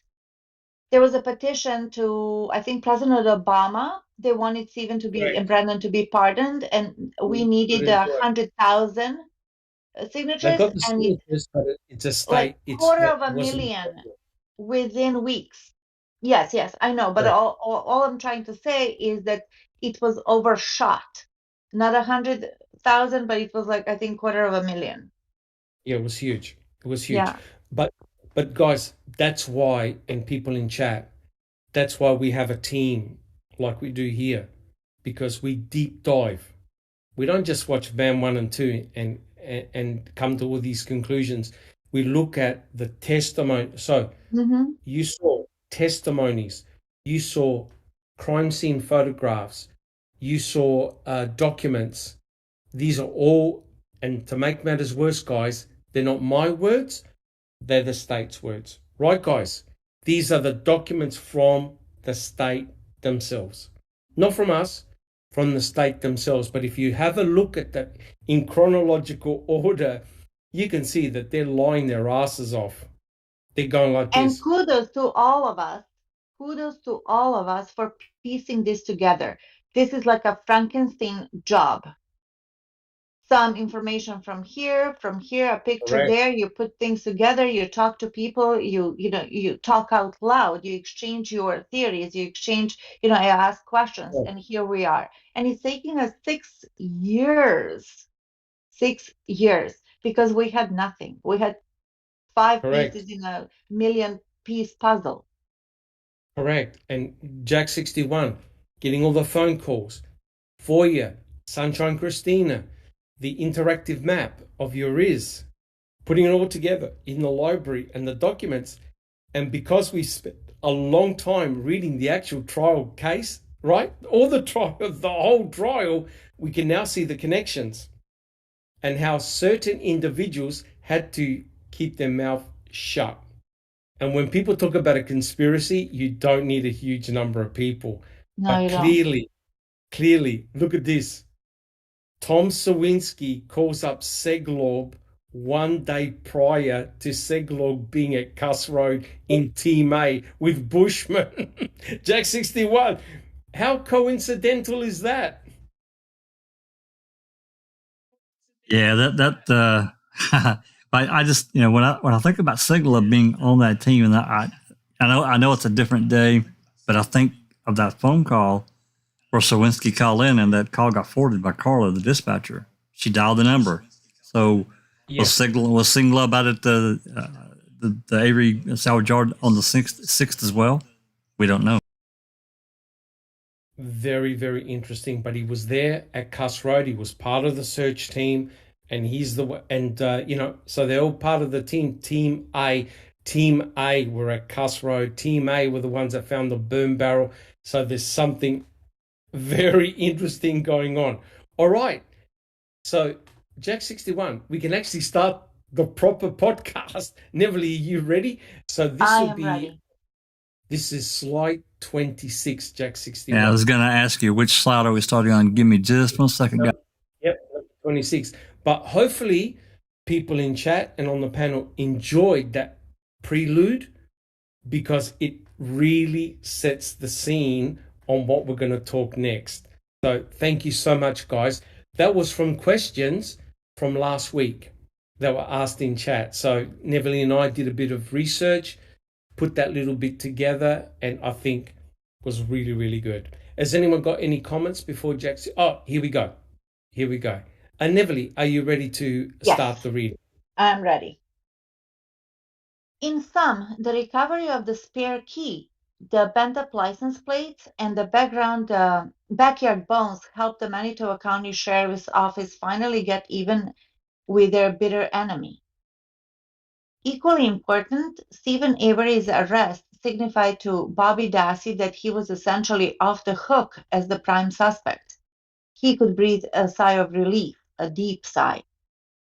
At the time of Teresa's disappearance, Bobby was proficient at dismembering the carcasses of wild animals, unlike Stephen Avery, who didn't have much of an interest in hunting. And unlike most of Manitoba County, Bobby was developing an appetite for devouring the flesh of roadkill. Bobby claimed he came across a deer carcass on one of the roads near his house in the aftermath of Teresa's disappearance. Bobby claimed he grabbed the deer off the road and hauled it back to his family's garage to slice it up. How many 19-year-olds do you know who cruise around their gravel roads and side roads looking for dead deer to scoop up and take home for grub? And why all of a sudden, during the first week of November, just days after Teresa vanished? Well, who on the panel agrees that the deer story is very, very suspicious? Alice. Yes, I think it's suspicious. Interesting. It never got, well, yeah, I do think it's suspicious because, I mean, yeah, if you've got a deer hung up in there, you wouldn't need to check for blood because it could be deer blood. So if there was any blood to resource, it would be contaminated anyway with the deer blood. But then again, Correct. I don't live there. That could be something common that people do. How many deers and that got hit with cars and that out there, especially in rural areas and everything like that, you know. So Correct. I'll say yes and no. Okay. Interesting. I don't recall. Do you think there's anything of suspicion around the whole deer story and the timing of the deer? I think it definitely could be. It should have been investigated just to make sure. Okay, interesting. Susan, what about yourself? Yeah, it's the deer story is confusing if you look at all of the reports about it. Yes. I mean, people do pick up roadkill. It's not that unusual. And I think maybe didn't Barb say she saw it being hit or? Bobby said that during the trial, he said that he actually saw the deer being hit. So wasn't that incredible timing that Bobby happened to be on the road and saw the deer being hit? It's interesting. Yeah. It's very interesting. Thank you, Susan. Jack 61. Anything of suspicion about the deer story? Well, but between the two stories, because as I understand it and remember, maybe I'm remembering incorrectly, Barb did say Barb was on her way home and allegedly did see this deer getting hit as a deer strike, and the person that the car that was damaged didn't collect the deer, whatever. And she called Bobby and said, "Hey, just saw this was a deer strike, a dead deer. Do you want it?" That's what I recall. So now between this and the trial testimony, yeah, there's something a little strange there. Yep. Yes, indeed. Neverly, do you think the deer story is suspicious or not? I think that the timing is very peculiar. Not actually the picking up of the deer, I guess that's what people do, but I think the timing of it, and as Pete Moss in the chat said, who takes a picture of the tag? Do we know who took this picture? That's exactly what I was going to say. If you have a look at the next picture, which Jack 61 has got on screen, that's got to be either Bobby Dassey or Mike O. Correct, Jack 61? Because the two of them were together. Yeah, on November the 4th. Yeah, the photo was really strange, and I don't know anyone that would photo a photo or take a picture of a deer tag. Why would you? There had to be a reason why this picture was taken. Neverly. Yes, case 10. Listen to this, guys. Case 10 says, was there a deer call at the Halbachs right around the same time? There was. I think so. She called. Well, there was. Yeah, Karen. There was. Yeah. There was the incident. I don't know if they were related or not, but yeah. That's a very interesting point. But what is bizarre here, you can see the deer on the ground. It hasn't been skinned, right? And for some unknown reason, either Mike O or Bobby took a picture of that deer tag. What the hell would you want to take a picture of? I mean, you just keep it as a record, and not only that, have a look at the deer tag. It's got blood all over it. It's pretty crazy. Alice, do you have a comment? Yeah, we've got a couple of things in chat. Kevin Grelson has joined us. Hi, Kevin. He Welcome. says, it is done around here all the time.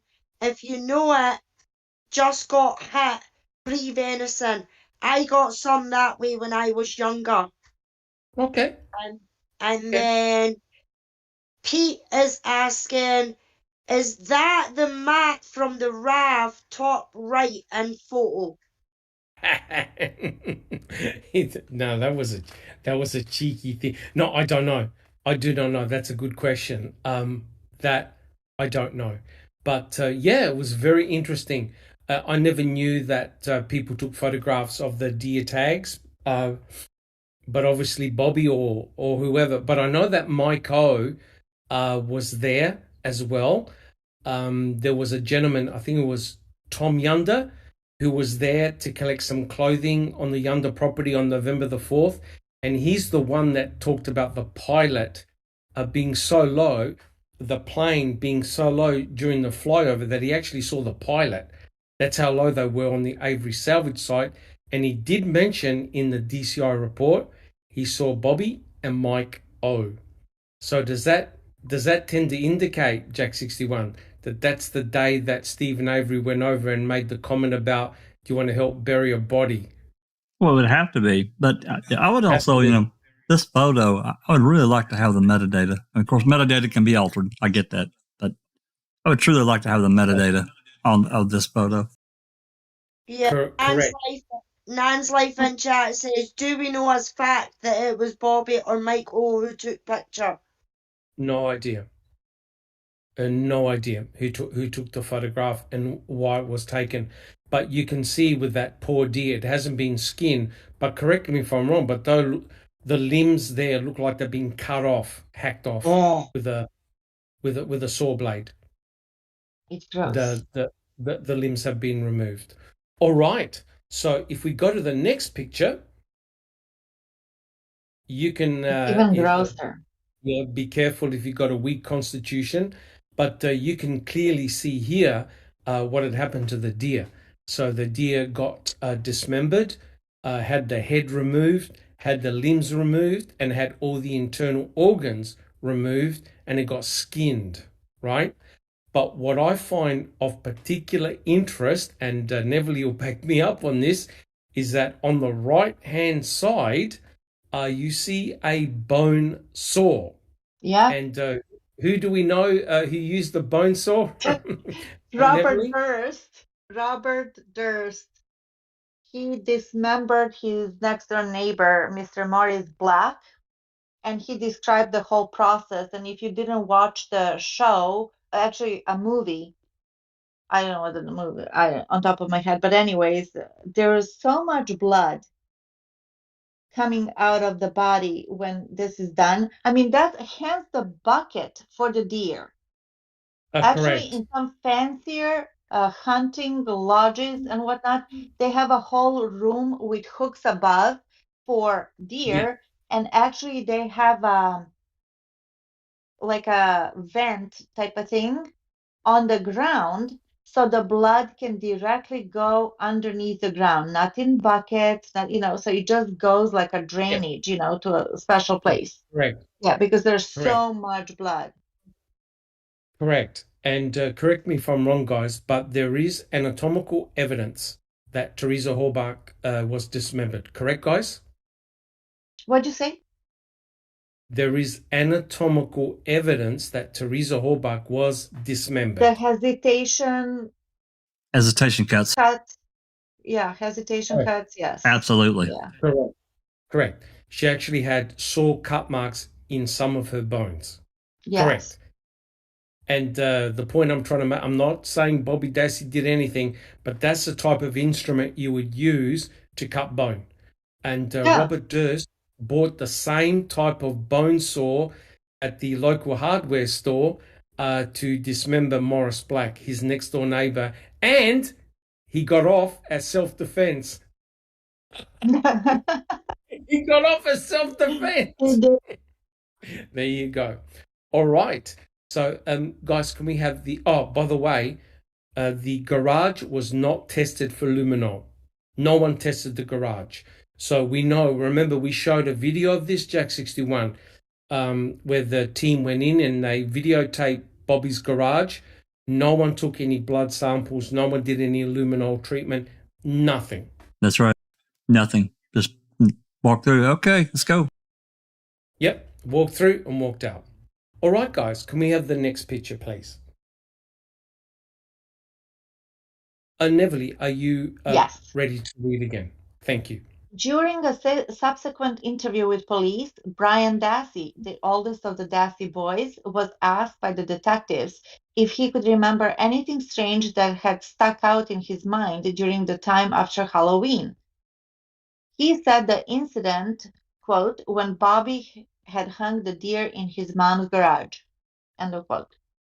But back in November 2005, nobody was giving serious thought to the scenario that the deer carcass was a crafty ruse, a cunning way to mask the blood spatter and other evidence that may have pointed to Bobby instead of his always unlucky uncle. Now remember, Here were some... this speculation, right? Yes. Speculation. Yes. Here were some of the key facts about Teresa's disappearance. She vanished on Monday afternoon after being on Avery Road. In the wake of her disappearance, Bobby is on record as having been busy carving up and dismembering animals. Teresa's incinerated bones actually turned up inside a burn barrel from Bobby's yard, a steel drum barrel that also included a mixture of animal bones. Now, before we go to the next picture, that interview of Brian Dassey, I found it, and it was on the 27th of February 2006. Now, why is that date important?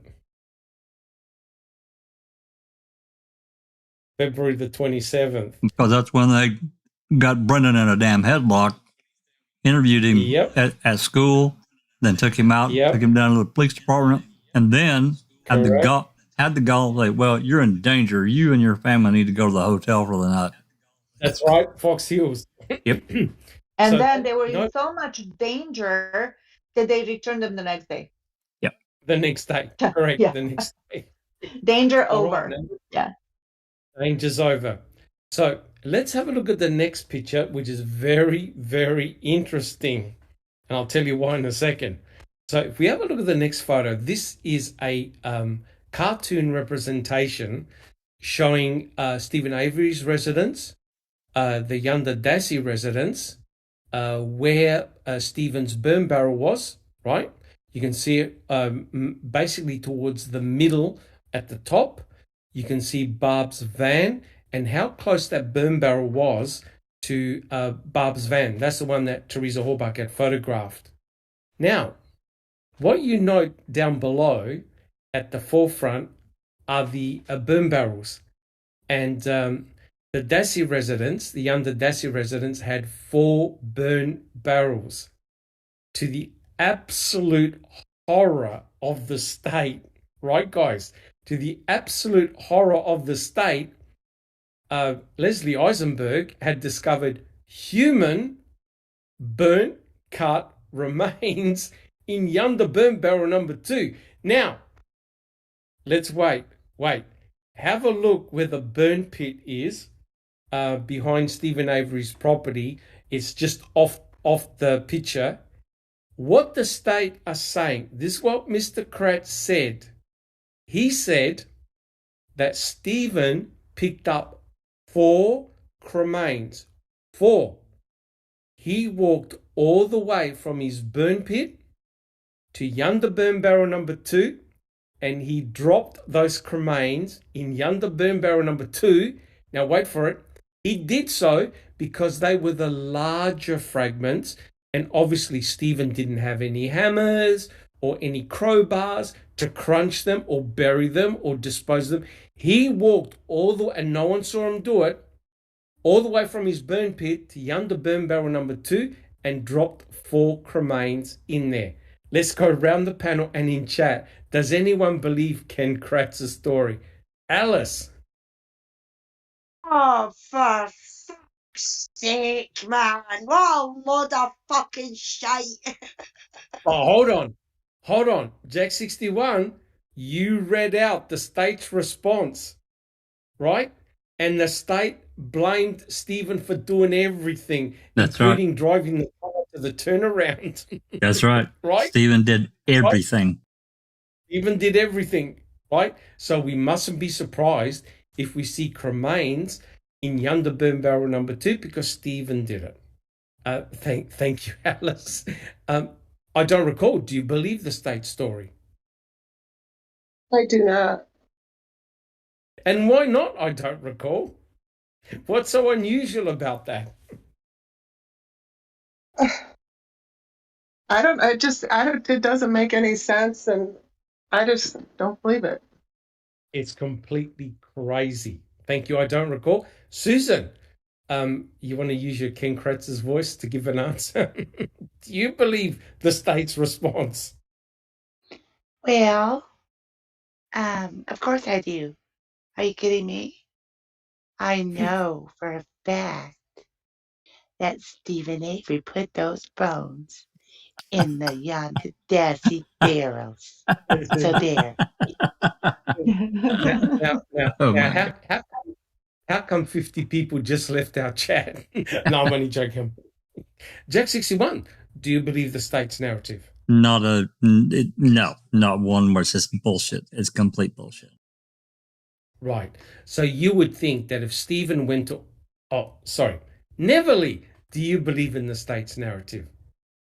Yes, only if we believe that Stephen is this athletic, ninja-like, stealthy person who can carry 4 burn barrels.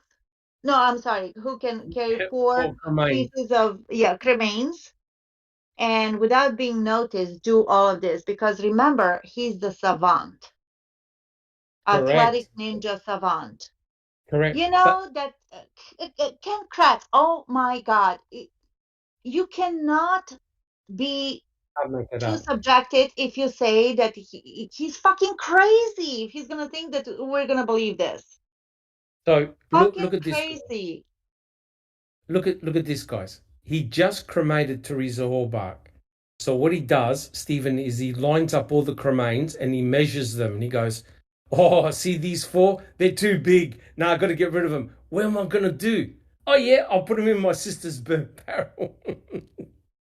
That's what the state is saying he did, because he said, he got the 4 largest cremains, and he because they were too big to crunch or crush, and he walked all the way across, and no one saw him, and he dumped them in yonder burn barrel. Did you a sweat while doing that? Possibly did a sweat. Correct. And okay, I have a question. Okay, sorry. What is this on this picture? There's like a person laying in the ground. No, that's actually that looks like a burn pit area, small one. I think it's the one with the white. Yes, that's rubbish. There are actual photographs. I've seen them. Trooper Reese took a couple. That's a little area where they burnt rubbish. It looks to me like somebody kneeling, praying. Yeah, we've got we've got them. We've got those photos. Yeah. No, it's actually a little burn area, Neverly. But remember, these gurus, instead of using official photos, they had to do a 3D reconstruction. So yes, it does look like a person lying on the ground, but it's actually a burn area, a little small burn area. All right, Jack 61, can we have the next slide, please? Now, this would have freaked everybody out. Jack 61, would you like to read the contents of this slide? Yep. I got to unmute myself to do that. Just a sec. Okay. Yep. Evidence tag number 7964. Evidence tag 7964, which consisted of the items located in one of the 4 burn barrels found behind the yonder residence, represented the following bones. Notice they didn't tell which one. Number 1, long bone shaft fragments. Number 2, a possible metacarpal fragment. 3, vertebrae. Am I saying that correctly, Doc? Vertebrae? Vertebral. Yeah, vertebral fragments. Number 4, scapular fragment. In her narrative reports, Dr. Eisenberg indicates that one of the possible human long bone fragments exhibits cut marks. As identifications, as identifications of such a nature fall outside of this author's expertise, the reports prepared by forensic anthropologists should be referenced for bone condition. Right. So here, this is big trouble.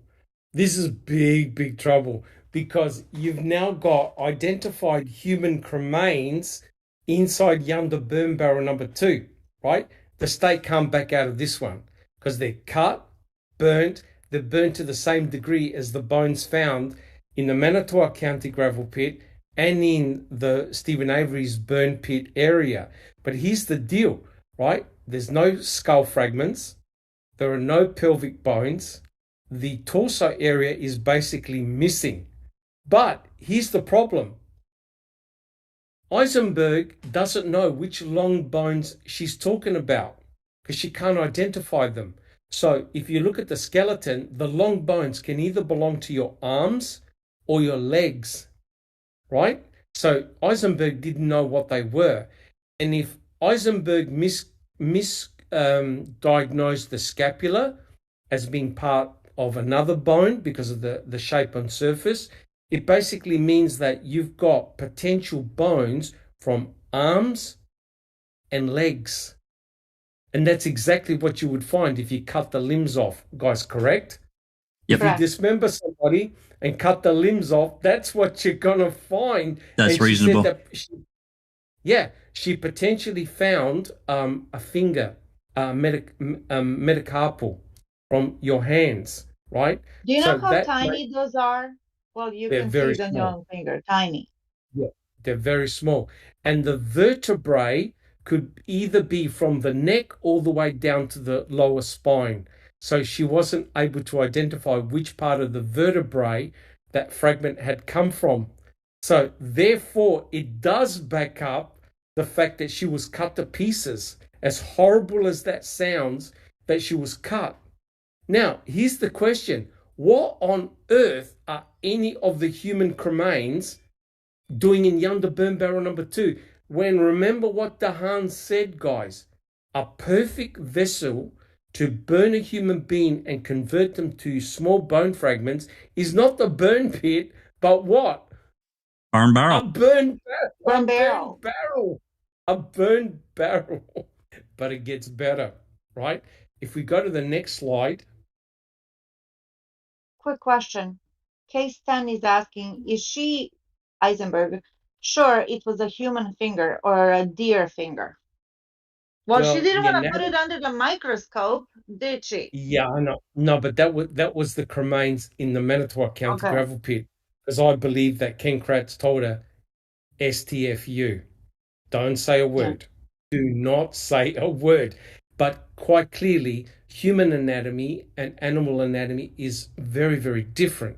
Our bones are very different. Our skeleton is very, very different. And someone who Ken Kratz described as, remember Jack 61, the smartest woman alive that he ever met. He can't tell the difference. Why are you laughing, Neverly? Why are you laughing, Neverly? The smartest woman alive. You can tell the difference between a human bone and a deer bone. Now, this is very interesting. Alice, would you like to read this out? And maybe if Susan wants to read out the answer, Alice, if you read out the question, and Susan, if you read out the answer. This is Eisenberg during Stephen Avery's trial. Alice? Okay. Yep. Question. Fair enough. Okay. In any event, you understood that burn barrel number 2 was a barrel associated with Yanda residence, not the Avery residence? That's correct. Question. Specifically, the items that came to you from the Janda burn barrel number 2 were tag number 7964. May I confirm that? Of course, 7964. That's correct. That's the property or the evidence tag number for the Janda burn Yes. barrel number 2. Now, from that burn barrel number 2, you were able to identify human bone. That's correct. Wow. Okay, so you can see, I think it was Strang who asked these questions. I have to double check it. There's no doubt. Yanda burn barrel number 2 contained human bone fragments. That's right. That's right, Doc. Yep, some of which were burnt, and some of them had cut marks in them. Right? There's no dispute. She was able to identify, I think there were 4 bone fragments that we talked about. The crime scene now just became more complicated, right, guys? It wasn't just in Stephen Avery's burn pit. There were now cremains in another place, correct? Absolutely. And remember, I think it was Strang who said to Eisenberg, it couldn't have been due to a meteoritic weather event, could it? I remember that. me and the Gov, we laughed for 15 minutes straight. I couldn't control myself. So Strang basically said to Eisenberg, there's no way that, say, a tornado or a twister came along and picked up these cremains from Stephen's burn pit and moved them to the burn barrel. And Eisenberg goes, no, that's not possible. Remember Jack 61? Yeah, that was some really, really dry, really almost British sarcasm coming Strang. It was fantastic. Correct. So guys, please understand, there's no dispute. There were human bones, cut, burnt, human cremains in Yanda burn barrel number 2. Neverly, would you like to continue reading? Yes. One would think that an astute detective investigating a young woman's apparent murder would have a natural curiosity about such a coincidence. How long have you been hanging the deer, Bobby? Dithering asked. Since Friday night, Bobby answered, referring to November 4th. Who hit the deer, you know? No. Bobby suggested he found the deer right up the road. Okay, again, who claimed the deer? I did. I trussed and hung it up that Saturday. Who skinned it? I did. After asking what Bobby did with the deer skin, Dithering, the bumbling detective from Calumet County, blurted out, shows how much I've been in your garage, doesn't it? There you go. There you go. So you've got a senior investigator, Dithering, who had NFI about the deer and the garage and what was found in there. Any comments, guys? Doc, everybody, I almost want to call shenanigans and bullshit on that statement by Dithering. I guess from what I'm saying here is that it's hard for me to believe that these people walking around, they searched the Dassey house, during that week, and they were in that garage, and it's just hard for me to believe that they wouldn't have talked and said, "Hey, did you see all that blood in the garage out here? Anybody take notice of that?" I don't know. Maybe that's just me. Well, if you have a look at the video, Jack 61, not one investigator makes any comment at all. No, nothing. No, but I'll tell you what, had that been in Stephen's garage, they would have pointed to the bone saw and they would have said, see what that bastard used, and they would have pointed to the hooks. Oh, right? Absolutely. Yep. And well, Stephen they were pointing to the hooks to Brandon in Stephen's garage. Yes. Well, the ropes and the chains, remember? All that shit they tried. Yep. Fassbender and Wiegert knew that Teresa was cut up. They were trying to get Brendan to say, yeah, we strung her up, we hung her up, we cut her up. But Brendan had no idea what they were alluding to. And Brendan Dassey even said, right, guys, we put her in the fire whole. That's right. Whole. That's right. Which completely negates being dismembered, right? So therefore, Ken Kratz had to go, oh, shit. Oh, yeah, that's right. Stephen used garden tools to put the cut marks in the bones, hence he dismembered the corpse. Remember, guys? Bullshit. Correct. So next time you barbecue a steak, right, a T-bone steak, I dare you to get any implement you want and try and do a straight cut through that bone with any instrument, right, apart from a serrated blade, which is what you would need to do it to go straight through bone. Correct, guys? Yes. Right?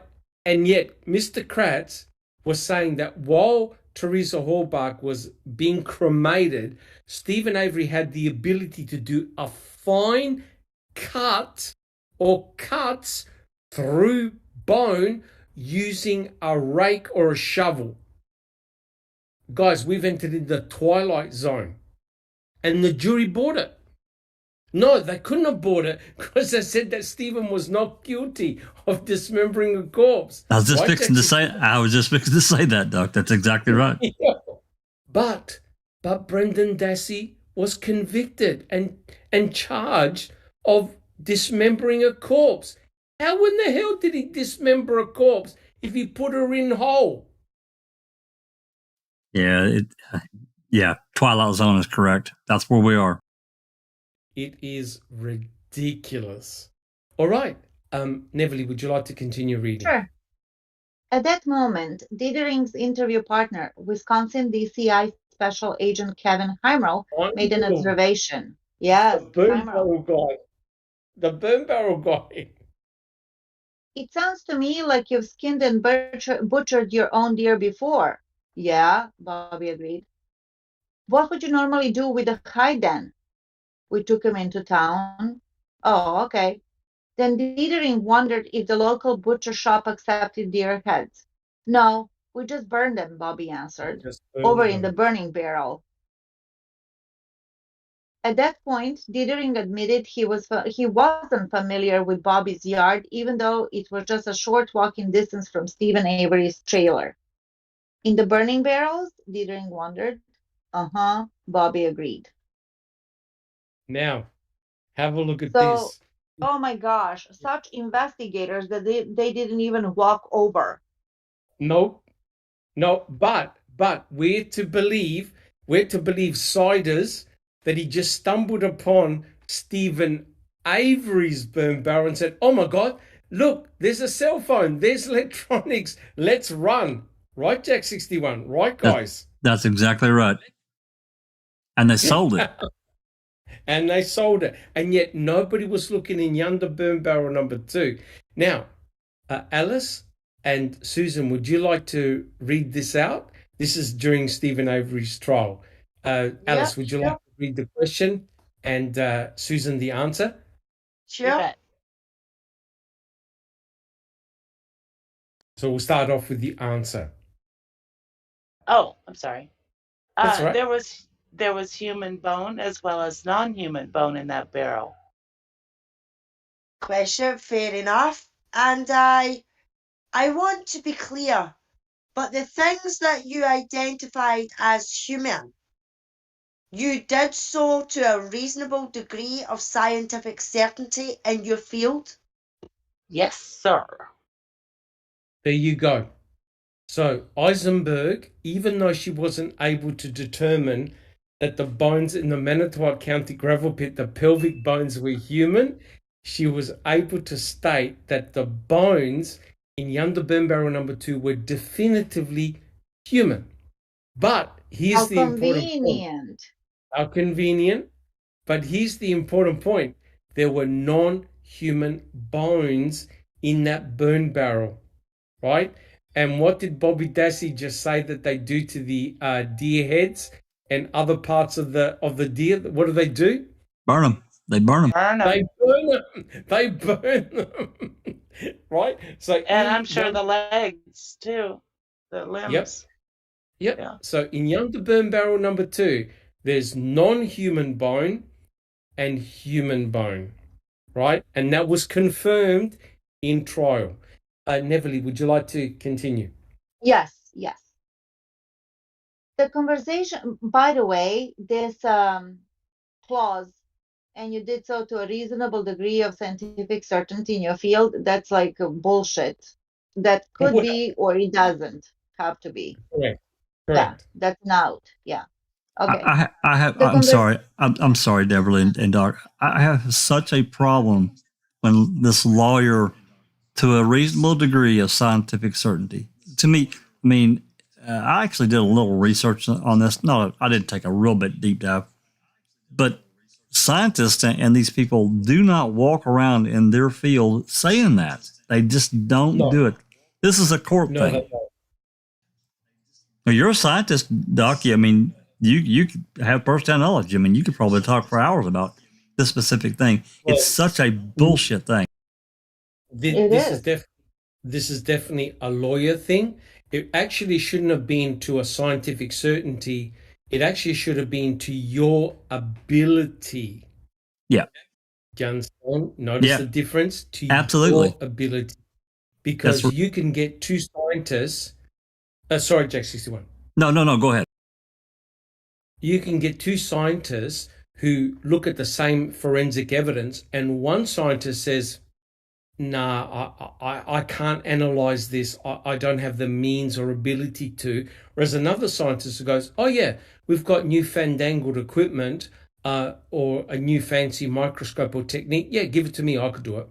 So It should have been your ability. Because remember, Eisenberg was able to identify bone, obviously in Yonder Burn Barrel number 2 as being human, but she refused to classify the cut-burnt pelvic bone fragments in the Manitowoc County gravel pit because, wait for it, she didn't put it under a microscope.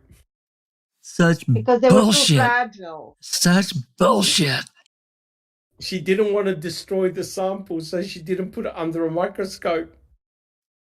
Thanks for explaining the little subtle differences in that language change, because to a reasonable degree of scientific certainty and my ability, I mean, it's subtle, but it absolutely. Thank you, Doc. Correct. And it's also kind of theatrical, like a little dramatic, and also tells the jury, affirms her position that she's a scientist. Correct. That she's not just like a regular person. Yes. And correct, and an expert at it as well, right? Because the jury will be going, okay, so what she said is 100% correct. There's no doubt. You've got to believe what Eisenberg said. She said, I couldn't identify him. Okay, we believe you. Whereas somebody else would have said, no. All you got to do is put the sample under a microscope, check the morphology, add a couple of antibodies, and you can determine whether it's human or animal. That's it. But Eisenberg, obviously under the instructions of Ken Kratz, said, I don't know. I never checked it. Exactly. There we go. Okay. All right. Neville, would you like to continue reading? Sure. The conversation shifted back to Avery's skills as a hunter and rugged outdoorsman. He doesn't hunt that much, Bobby replied. When Heimerl asked whether the deer's head still existed, Bobby responded by saying that the head was still right side of his mother's garage. So which burn barrel do you guys normally burn the heads of? Dietering asked. Ours. This is the first one that we actually got our family. The other one, we took it to the butcher. Describe to me again, Bobby, where you hunt, Dithering inquired. How far is that from your house? His hunting spot was about 2.5 miles from home, he responded.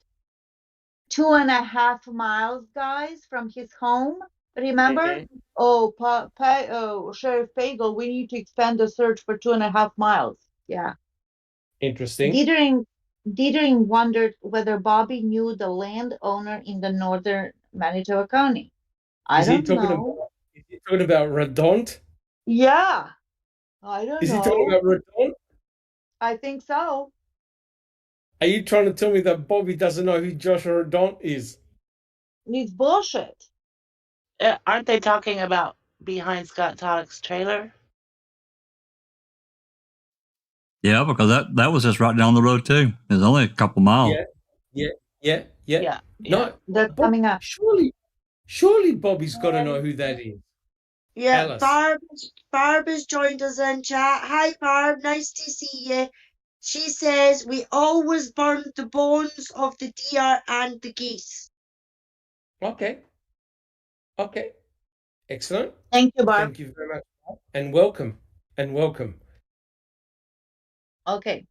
But you know what's his name? Scott Tadich? Tadich, Bobby answered. Bobby was asked if he and Tadich, the soon-to-be husband of Bobby's mother, hunted together. No, that's the first day actually that I hunted. What is that supposed to mean? I'm not sure whether that. Yeah, I'm it's not a sure weird that was question answer. Okay. right. Now that Bobby's uncle was in custody, Dithering and Heimerl had a strong desire for Bobby to validate the murder theory. It was important for the reputation of Manitoba County's tarnished sheriff's office to prove Avery was a cruel, diabolical killer who belonged in prison for the rest of his time on Earth. Ever a shifty detective, Dithering decided the best way to solicit Bobby's help in implicating Avery was to drive a wedge between Bobby and his uncle. Exactly. Yeah. Steve seems to think that he wasn't the last person to see Teresa, but that you had. He says that you were the last person. Here we go, guys. Here we go. Yes. No. And no, that was Bobby established answered. very early on. That was established very early on. Yeah. And it goes without saying, guys, and this is really more for the new people that may be listening in that haven't commented, new to the case. They did this with pretty much everyone that's associated with Stephen. They did it with, obviously, with Bobby. They did it with Barb. They did it with the brothers, Chuck and Earl. They really did it with Jody. Jody. Yeah. I'm with Marie. I'm almost 100% convinced now that Debbie was a plant. Yes. Can't prove that, but the implication of everything that happened so quickly. No, I'm sorry. No. Correct. And she was used to ramp up Jody to get her really off and jealous. Oh, damn. So many times. Yep. I would love for Barb to comment on what she thought of Deb. She has before. She said a few things before.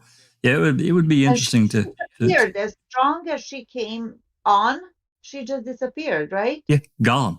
Just gone with the wind. And she's gone, yeah. Okay. Yeah. Okay. Let's continue. Okay, so that you followed her out of the driveway. That's what the Dithering is saying to. Let me just back up a little bit. Steve seems to think that he wasn't the last person to see Teresa, but that you had. He says that you were the last person. No, Bobby answered. That you followed her out of the driveway. No, her vehicle was there. Is that an absolute truth? Absolute truth. Bear in mind, Dithering never seriously considered the young man sitting across from him in the interview as more likely killer.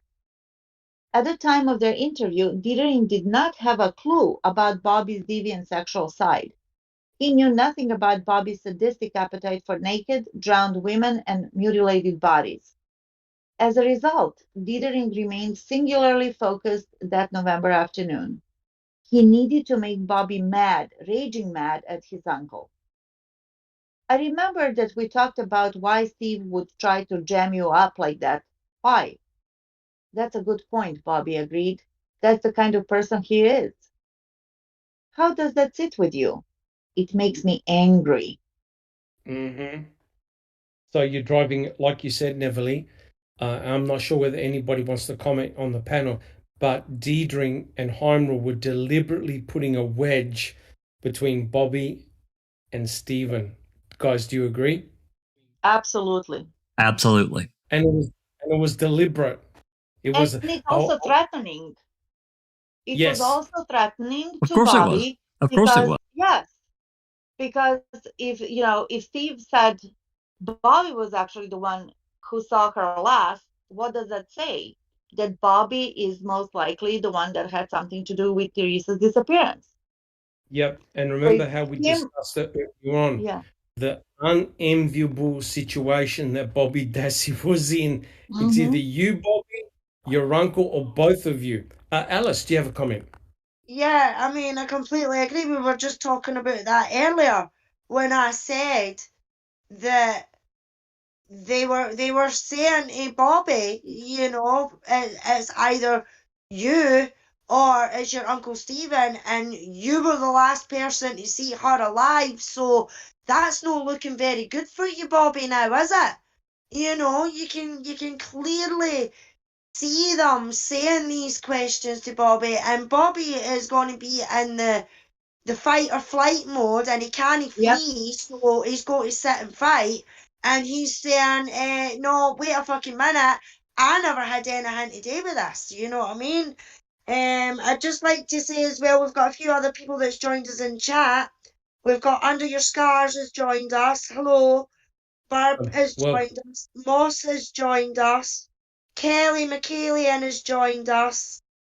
And I think that's me got them. EBS has joined us as well. Hello and welcome to you all. If I've missed anybody, I'm so sorry, but welcome to the ones that I've just called out. Rhonda ST has just joined us as well. Barb says they tried to turn us all against each other. Yes, I could quite believe that, Barb. I honestly could believe that it was a case of you or Stephen type thing. So, because they were wanting Stephen that bad. They even said that Stephen molested Brendan. Correct. Yeah. Oh, yes, correct. Okay, we continue. Barb says, like I said before, or from the beginning, we are all innocent and being framed. It's terrible. Absolutely terrible. And I tell you, I tell you, I can believe it. From everything that I know, absolutely. Mm-hmm. Yeah, to still be going through this. Yeah, to still be going through this to this day is disgusting, because none of the guys should be in there in the fucking first place. And I'll always stand by that statement that the two guys, Brendan and Stephen, do not belong where they belong. They are 1000% innocent. And we all know that, and that's why we do this, because we are trying to get the information out there, the right information, the proper information, none of this misleading shite and everything like that. And you've got to have an open mind, and you've got to be understanding of the circumstances that everybody was in at that time. I mean, I feel sorry for the Hallbacks as well. I mean, I know we don't talk about them a lot and everything like that, because there's some iffiness there as well, in my opinion anyway. Right. But I feel sorry for them as well, because they've lost a daughter at the end of the day. You know what I mean? She was used too, Alice. Yeah, 100% yeah. correct. And, And the only way... Sorry, Alice, keep going. no, I was just going to say it's a shame that there is still so many people suffering, and because of how the state is acting and continues to lie and cover up their lies and their corruption, then nobody's going to get the justice. Stephen and Brendan aren't going to get the justice that they deserve, and Teresa certainly isn't going to get the justice that she deserves, because in my opinion, her murderer, her killer or killers are still walking free out there, But, and that's just my opinion. the scary thing is, and I know this may be insensitive, but oh my God, think about it. Teresa Halbach could be the analogy of Penny Bernstein, the same situation, right? Everyone thought, yep, Stephen was guilty, Stephen was guilty, Stephen was guilty, until it was discovered that Stephen had nothing to do with Penny Bernstein. And when Penny Bernstein found out, she went to a deep, deep depression, right? Because she had faith in law enforcement. Don't forget that. She had faith. Whatever they said was correct. Look what the Halbach family has continuously said. We love the police. We trust the police. We're not going to question the police. Oh my God, what happens if they find out one day that Stephen and Brendan had nothing to do with the murder of their daughter? Yeah, exactly. All hell is going to break loose. Exactly. Yeah, exactly. That's why they're doing all of this, to protect it. So all their dirty work is never, ever come out to the surface. Correct. And that's why... Maybe they're waiting for all of them to die. Not just Stephen, but Peterson, Kuchurek, seriously. The old school, the old guard. Yeah, the old guard. That's correct. And that's why they don't want to reopen this case again, period. They do not want Kathleen Zellner in front of a judge. They want to shut it tight. They don't want to open it. They don't want to readdress it for that simple reason.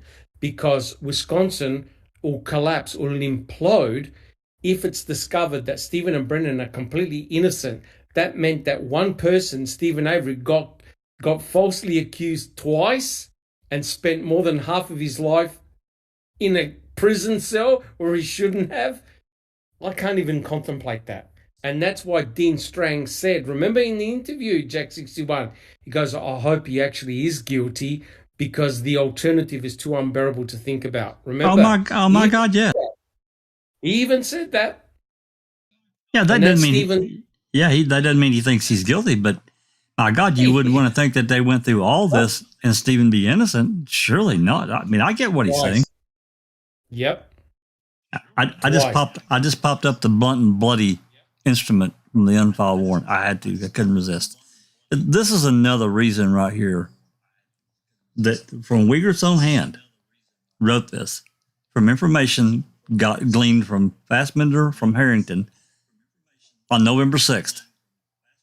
And it's gone. And that can't be said enough. And I know I hate to interrupt the podcast. I just wanted to pop that up there. This is another reason right here. Correct. And Jack 61, we showed right at the beginning of the podcast, we showed that there's another narrative, a parallel narrative. This now proves that there's a parallel narrative that the state don't want you to even question. How was it Sunshine Christina who got this? Yes. That was a mistake. Someone who sent it to a mate made a huge mistake by releasing it. Absolutely. And I can tell you, I won't say who, but I know that somebody has continued behind the scenes to push and try to find out and just won't let it go. I mean, I probably would have done the same, but I got too many irons in other fires. But this person has continued to pursue, where is this blunt instrument with blood on it? And we'll see. Well, think about it. That blunt and bloody object with A23 could exonerate Brendan and Stephen. Absolutely. That's how important it is. That is how important it is. So how do we get the boys released? Easy, you destroyed the state's narrative. And Right. guys, you've seen through the hard work of everyone on the Foul Play team, the hard work of other YouTubers over many years, they're completely demolishing the case, right? And that's why we can see now the information is there. The documents are there. It needs to be put in front of a judge. And that's exactly why they're preventing from Zona ever presenting her material in front of a judge, because they know the state's narrative is pure bullshit. They know it. They have to know it. All right. We continue, guys? Yes. I want to make one more statement, and I'll just interject this here. Actually, you know what? Let's continue, and when we do the wrap up, I'll talk about this a little bit. It's about an open records request. Go ahead. I'm sorry. All right, Neverly, shall we continue? Yes. So the next slide is Okay. So, Jack 61, can we have the next slide? Now, let me just state again. I know Barb's in chat. This is a reconstruction of what Kathleen Zona did. It doesn't necessarily mean that Bobby Dassey did anything wrong. But from the window that Bobby was standing in, and he said that he was standing in this window, and he saw Teresa Hallbach come onto the property, take pictures, and he must have been at that window for quite a while, because he was able to describe Teresa, her clothing, everything. And he said that he saw Teresa walking towards Stephen's trailer.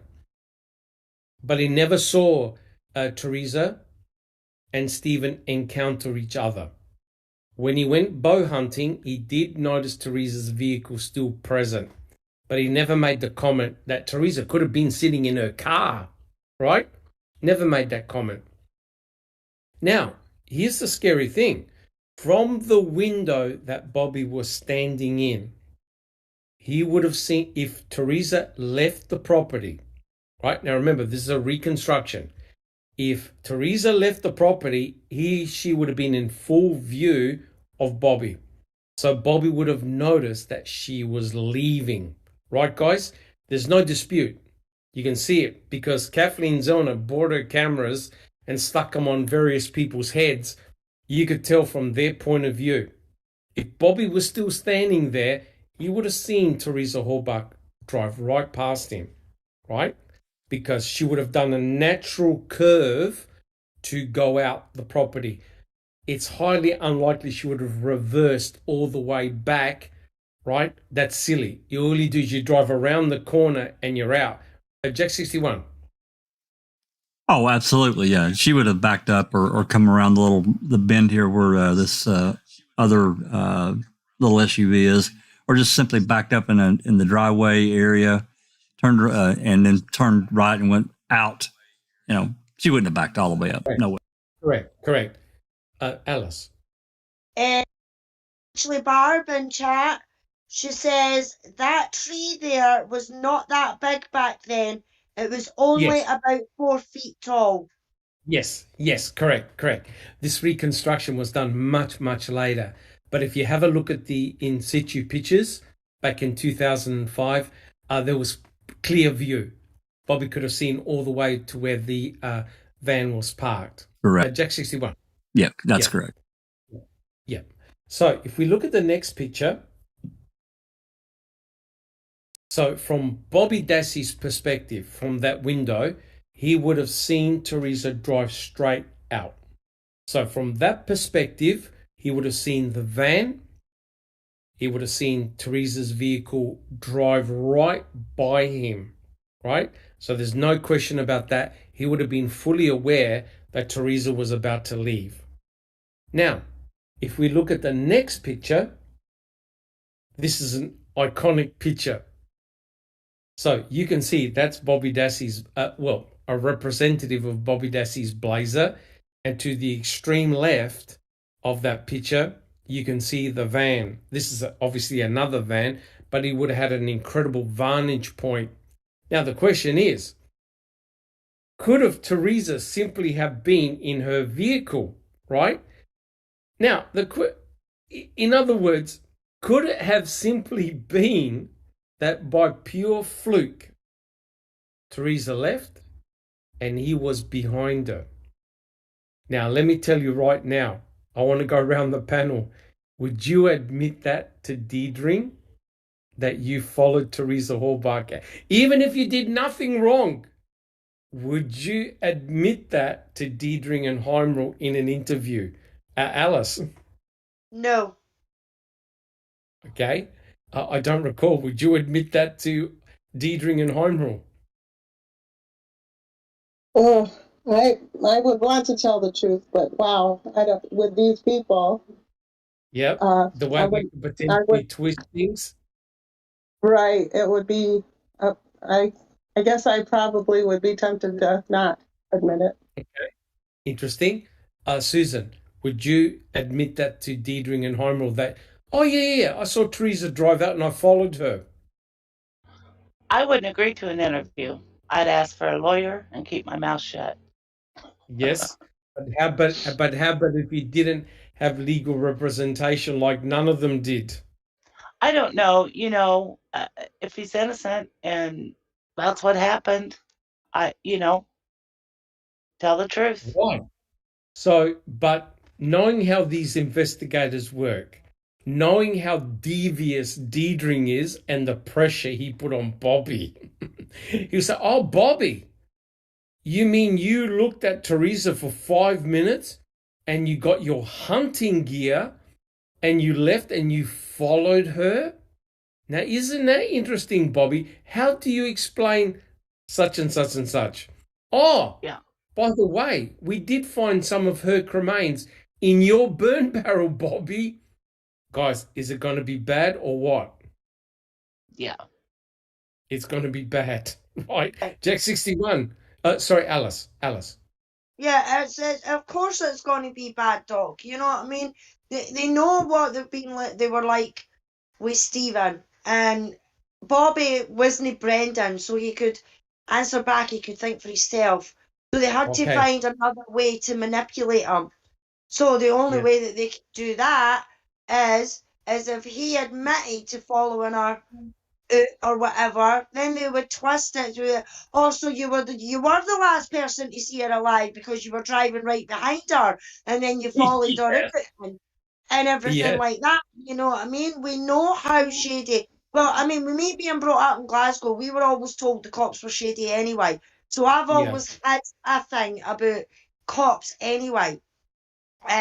So if it was me that was in that position, knowing how shady cops can be, then I would have said no, because you know that they can twist it. And if Bobby was in that situation as well, I reckon he would have said no as well, because he knows how they can twist it. Correct. Jack 61, what review would have said? I think of it, really similar to how Alice and Cherie and Susan have talked, but I also think about the in-between. Again, I look at, because it's all we really have of these different snippets of time that we have that are actually recorded audio. But I really think about the time that's not recorded and the conversations that were probably going on between these detectives and anyone else around. Things get said. So, I mean, I don't know, Bobby, but, I just consider that November 9th interview that Jinx got. And I'd be like, you know what? Yeah, there's no way I would admit a damn thing to these people. No way. I'm sorry. If you're Bobby, I agree. If you're Bobby, you do not want to be associated with Teresa Hallbach at all. Absolutely not. You want to run 180 degrees the other way. You never want to admit that you're in the same vicinity. So the question is, what the hell's going on with Brian's observation? What Brian said, right? Because Brian said, you need to talk to my brother. This is November the 6th, because he saw her leave. That's right. Right? So something is not quite right there. Because quite clearly, if Teresa leaves, Stephen could not have killed her. Brendan was still at school. That takes them off the hook out of the picture. But it unfortunately puts the spotlight on Bobby. Even if Bobby is completely innocent, he's now in the same location as what Teresa Hallbach is. And Bobby's got weapons with him. Yeah. Barb in chat, Doc. Barb in chat says, I asked Bobby that, and he told me that he left before she did. Okay. But you see, now we've got a problem. And the problem is, did Stephen Avery see Bobby's blazer leave the Avery salvage yard?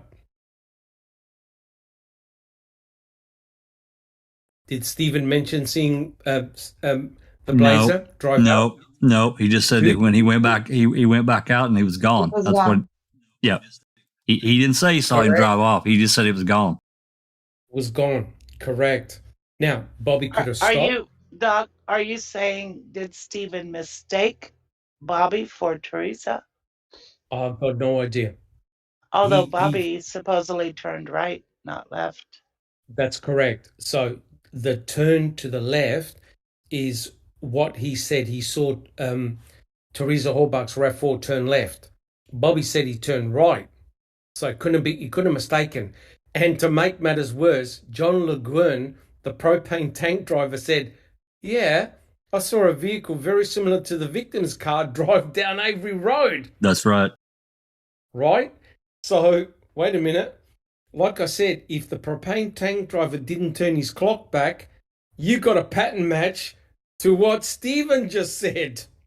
And I think that's very likely what happened. I bet that clock hadn't been reset. He looked at it That's and thought so it was fucking crazy that it just It is happened. crazy. That it just happened that the day before the clocks were turned back. another Manitowoc And he miracle. Manitowoc miracle never. Yeah. And he never said that he I saw the know. bus drive in, which is consistent with him being an hour out. Right? So Oh, he would I have don't know what definitely. happened. He would have definitely seen that bus stop. He had a clear view. No doubt. 100% correct. All right. So if we can go to the next slide. So this is the scenario that Kathleen Zellner has put up, right? And the factor is that, hey, Teresa drove up the gravel road to go out of the Avery salvage yard. Now, Susan, and Alice, would you like to read the court trial testimony of Bobby Dassey? Who would Sure. like to do the question? Yep, let's go for it. I'll do the questions. Yep, let's go for it. Question. Okay. What did you do then? Got dressed and left to go hunting. Now, you left to go hunting. Did you have a vehicle on the premises?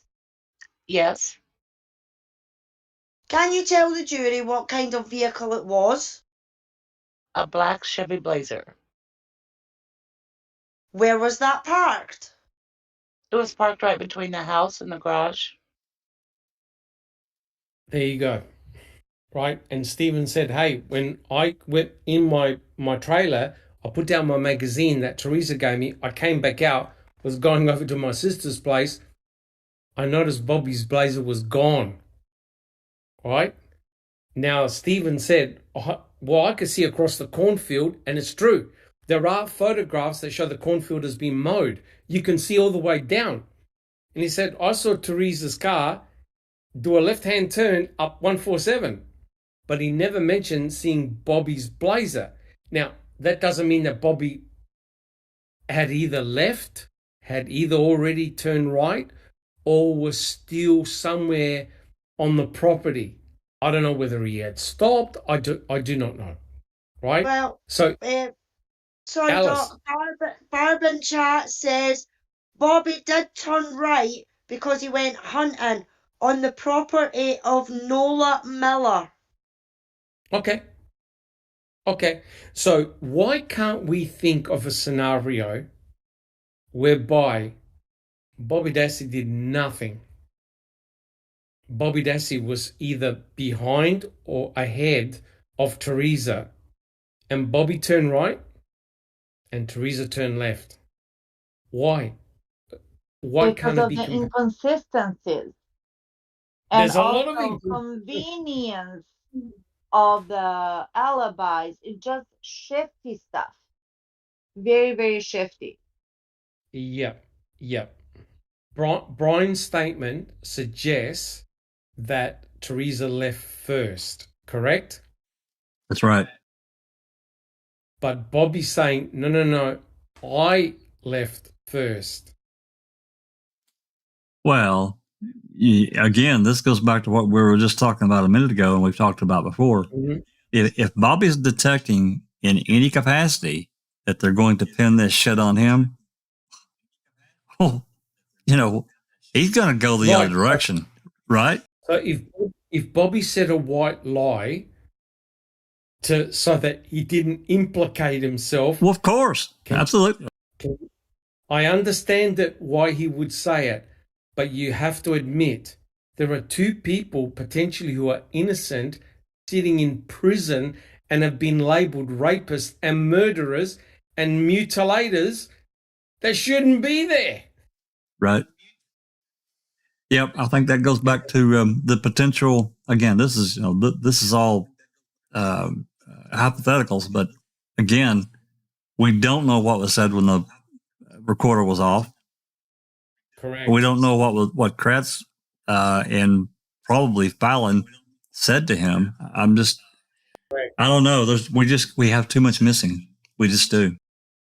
Correct. And that's why they asked Bobby back in 2017, hey, did you talk to your brother Brian? And Bobby says, no. So I would love to know, Barb, did Brian talk to his brother Bobby?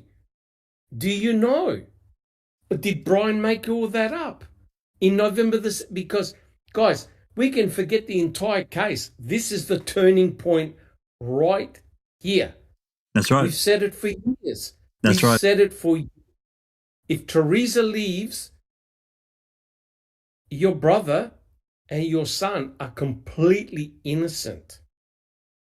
But the spotlight now focuses on your other son, Bobby, who also could be completely innocent.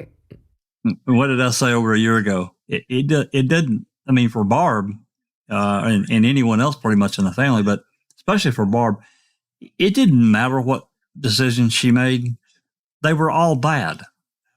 There was no opening because, again, the cops and the prosecutors had all the evidence. They had everything. So anything she did was bad. It wouldn't have mattered. That's my opinion. No. There was no good choice or Correct. bad choice. They were all bad choices. And they were going to get Steven no matter what. That's it's all about Steven. It's all about fucking Steven. That's we know why, and nobody else can convince me that it's any different. I'm right there with you. Right there in the same boat. Correct. Now, if Neverly continues, the penny has now dropped. The penny has now dropped. What Deidre is about to say, guys, party over. Neverly, would you like to continue reading? Sure. So Deidre continues. We're getting to the point where we're going to know everything, okay? You understand that we're going to know everything pretty shortly. Now, my concern is this, Bobby, that if you haven't been 100% honest and truthful with me to this point, it's because of two reasons. One is that you're afraid something bad is going to happen to you and your family. If you aren't, if you cooperate with the cops, what would be the other reason for you not telling me the truth? Well, I'll tell you. It would be because maybe you had some involvement with it. And like I said, you're shaking your head no, okay? Yep. Yeah. Okay. So, am I correct? Or am I correct? It was a shit show no matter what was going to happen. Deidre spelt it right out to Bobby. He laid it out right there in that paragraph. There you go. There you go. Doc, Barb is answering your question. She says, I don't know if he did or not, but I will ask him when I see him. That'll be fantastic. That would be great, Barb. Absolutely. Thank you, Barb. Thank you, Barb. Thank you so much. We appreciate it. So basically, you're damned if you do, you're damned if you don't. Yep. That's exactly gonna right. happen bad to you. Exactly. If you're innocent, something's gonna bad happen to you or your family, and if you're guilty, you're fucked. Well, and I think that's Correct. how jurors also felt. So they're like, Steven, love you, buddy, but I gotta save my hide. Yep. Correct. Okay. Yeah. Would you like to continue? Sure. Dithering asked if anybody told Bobby how to answer his interview questions with police. No. Could you imagine? Yeah. Yeah. He said no. Nobody? No. Your mom hasn't had any contact with you about this? Jesus. You haven't sat down and had a family discussion about how all this would play out? When that bald-headed old buzzard starts hanging around and asking questions? Nope. Nothing?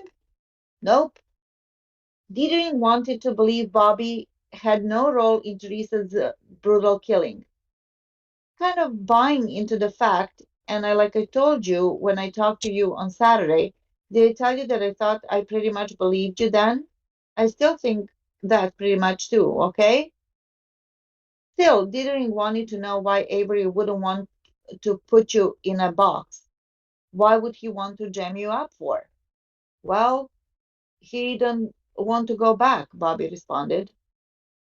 You just said something you might be onto, Dithering pondered. Maybe you think maybe he did this because he doesn't want to go back? Yeah. As in pointing to Bobby. Yeah. As in pointing to Bobby. Well, and also notice what he did earlier on. You haven't talked to anyone? You haven't talked to anybody about this? He's trying to cover all his bases here to make sure that Bobby hasn't said to somebody else, whatever. So he's putting he's putting the screws to him right there. Yes. Yeah.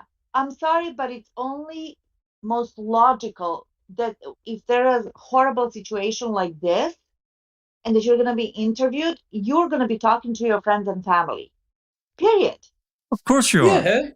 If you've done nothing wrong, what the hell? You're not going to talk to your parents because the law enforcement are there?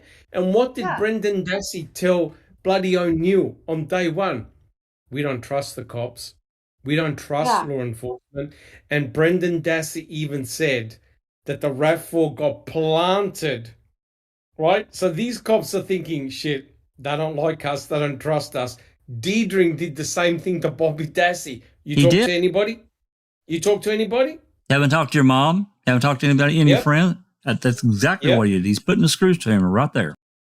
Yep. And again, if you say, no, I didn't, as a 19-year-old boy, you know what I mean? That's also unreasonable. But it's a threat. Correct. Oh, he was being threatened all the time. Remember, Dithering and Heimel were there to escort Bobby to make sure that his fingerprints and buccal swab were done and photographs. That's it. But they were clearly going beyond what the search warrant said. And not only that, again, we can only speculate and hypothesize what was said when that recorder was off. I can only imagine. Yes, but remember, Jack 61, none of this was written up in the report. Nope. This is all off the record.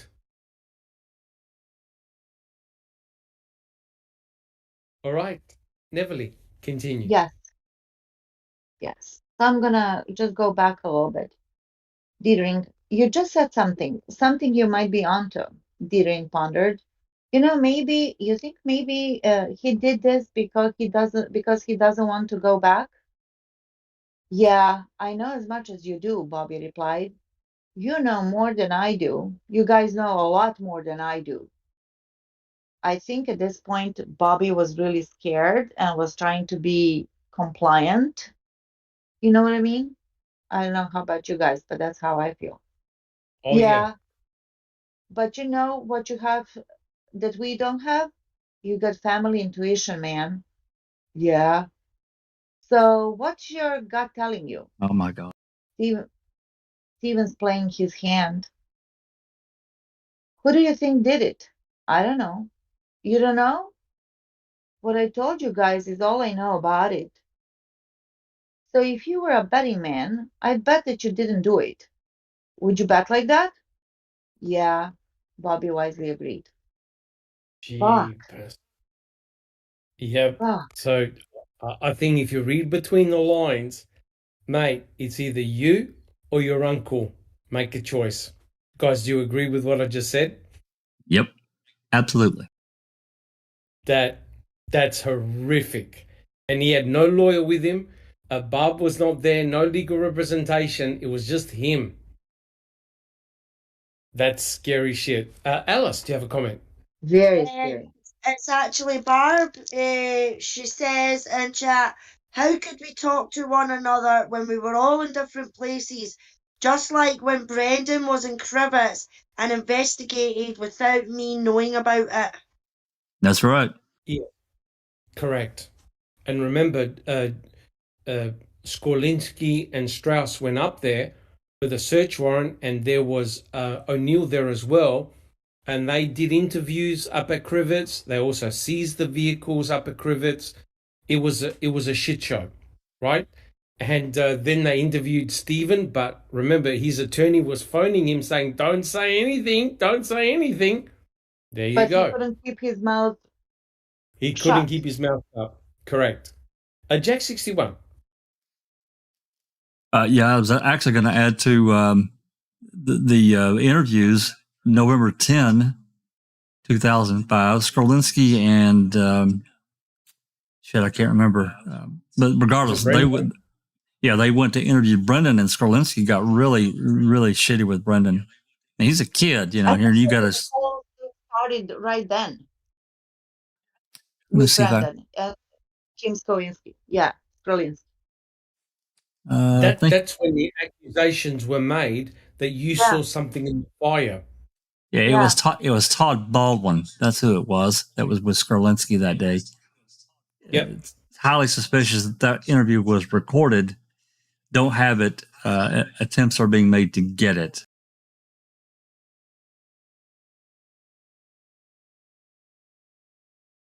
Unbelievable.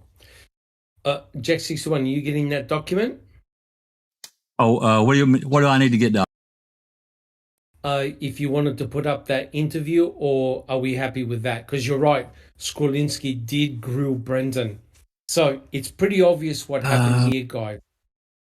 It's pretty obvious. You're talking about the DOJ report of when Brian talked to and told them this information? No. The interview with Skorlinski and Brendan Dassey, because they were basically accusing him. You saw something in the fire, didn't you, Brendan? Right?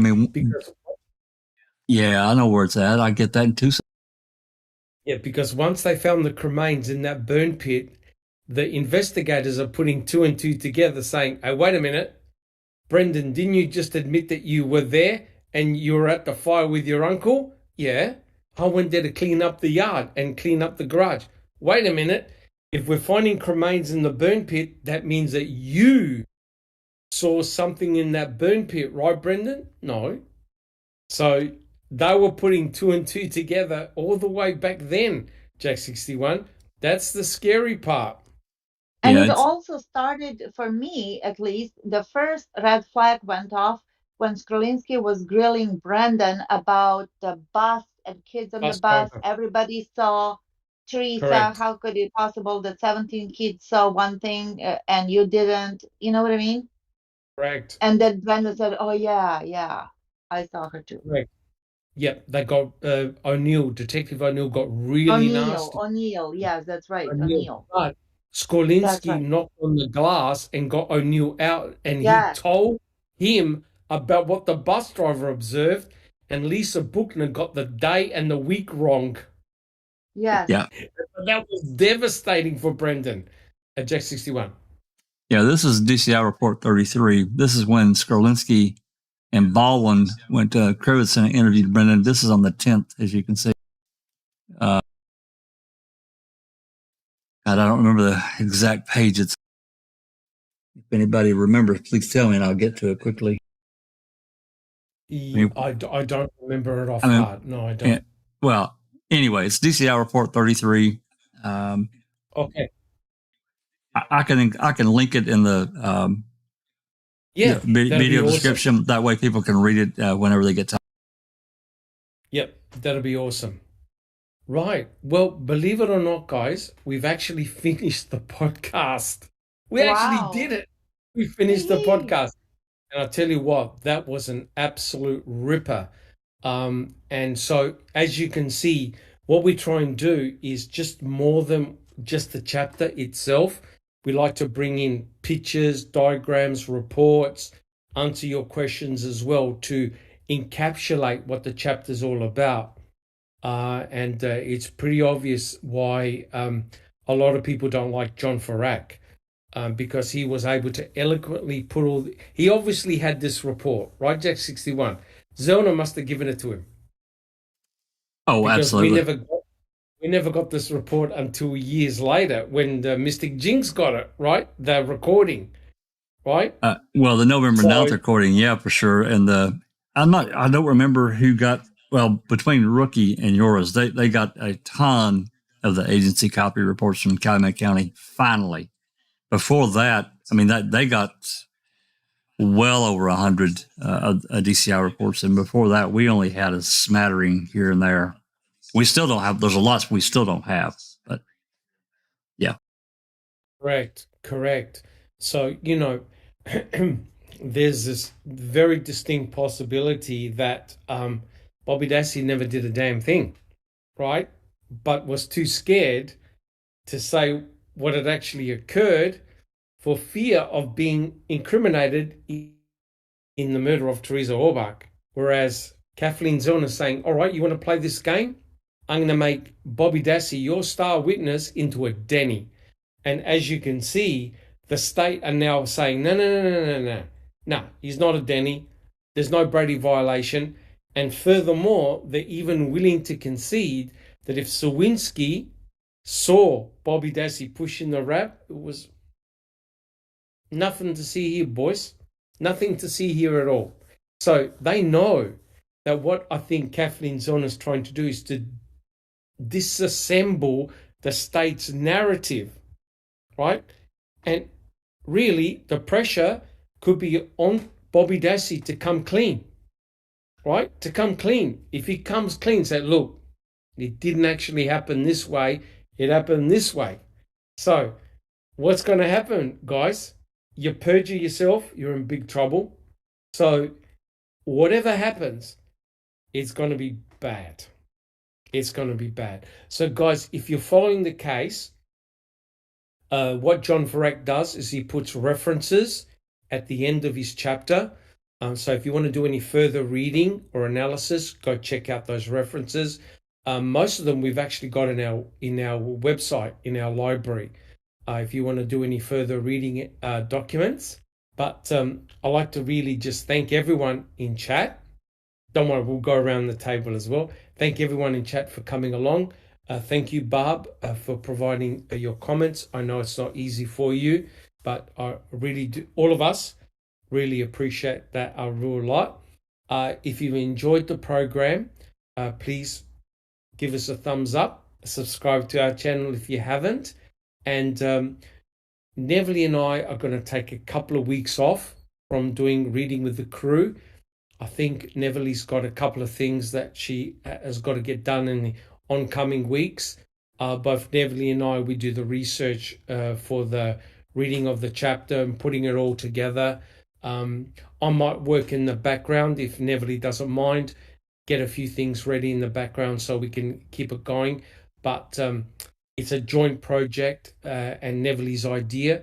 So I think it's been really well received. The reading with the crew, it's very different to open mic, but it all gels beautifully together. Doc, I just have to ask a question before you go around the table. Have you discussed this at all with Andy B about taking time off? Because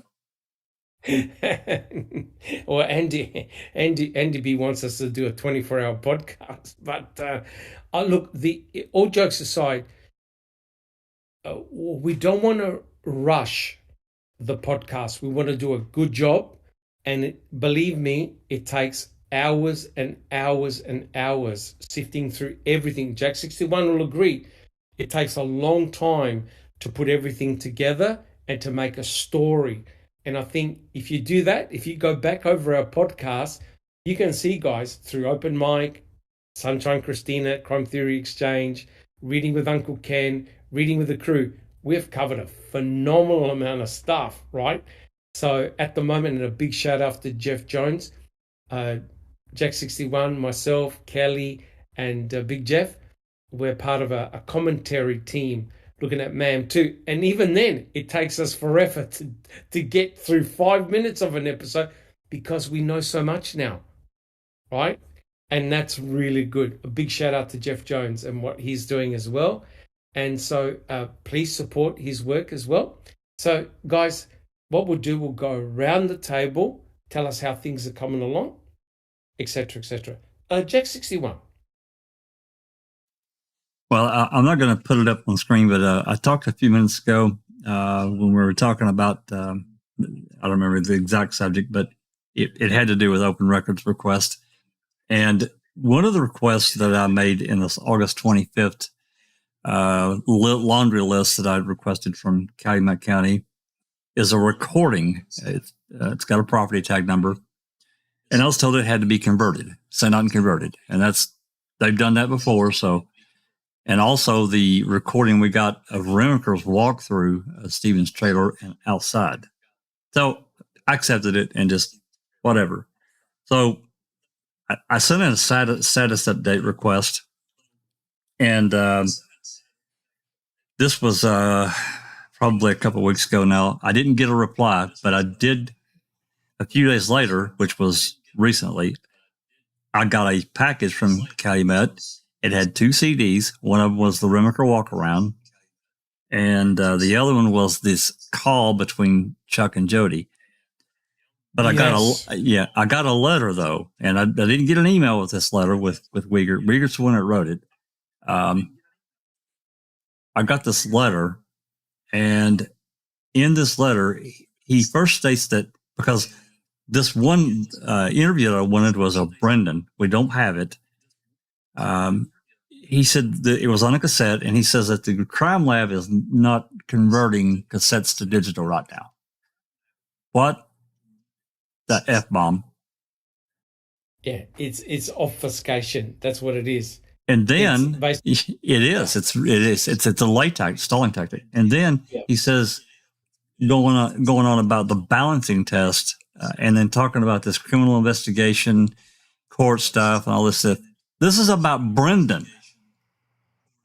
There is nothing going on with Brendan unless they reopen the case. So I wrote him back, and I demanded either they give me the recording or they provide me with the case number and the investigative reports so I can request them. Crazy stuff. Stuff. Thank you, Jack 61. For tomorrow, for open mic tomorrow, we're going to be going back into Cobra v. Netflix. Should be fun. Should be interesting. So that's what we're doing tomorrow. We'll see you after that. Hey, Awesome. thanks panel, and then thanks everyone in the live chat for coming along. Really appreciate it.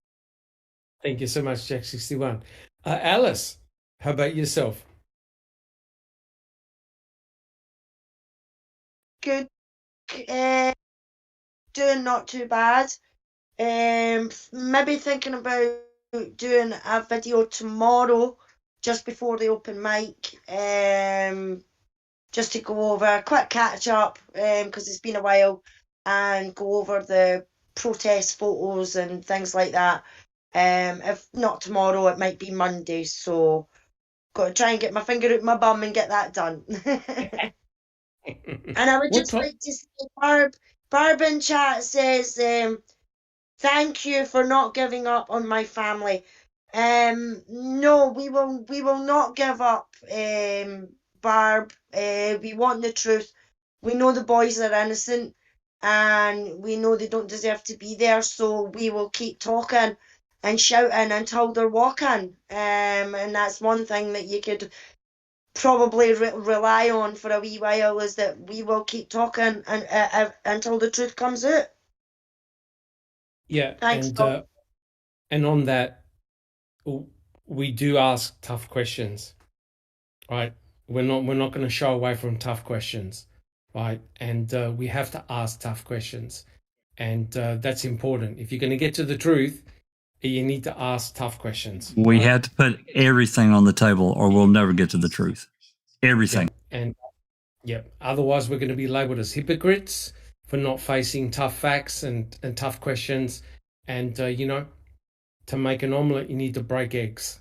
And boy, we don't shy away. As you can see, we still ask tough questions. We put up possibility scenarios and we discuss them. And that's very, very important. Thank you so much there, Alice. By the way, Alice, what time is it where you are? It is 25 to 3 in the morning. Plenty of time. Oh my God. Lucky you're not addicted, Alice. No, I'm definitely not. No, I can stop anytime. Anytime, right? Anytime when your therapist says so, right? Correct. That's what my therapist said. All right. I don't recall. How about yourself? And thank you so much. Oh, I'm doing okay. I spent most of today trying to summarize the filing. Quite a lot of bull, but almost done. So that's what I've been doing. Fantastic. Thank you so much. I don't recall. Much appreciated. And finally, we have Neverly. How about yourself? All is well, but you know what, Dr. Silkman? I truly enjoy these 4 days off work. It's been like a mini vacation, mental vacation, because I've been working on the house. So it's not like I'm just sitting on the couch doing nothing, but it's still just different that that you don't have to get up as early, that you don't have to go to work. It's a healthy break, and I needed that. And I'm looking forward to Christmas and the holidays and family and friends. I'm really excited about that too. Because you guys, as much as we are not addicted to this case, it gets to me. It really does. Like yesterday, I had a horrible time afterwards. I couldn't even talk about it. Yesterday was bad. Yeah, it was bad. I couldn't talk about the case, what they said and stuff, because it was utter bullshit, and I just needed to take a breather. But of course, we will never give up on this case, ever. When we're going where the truth is, no matter what that entails.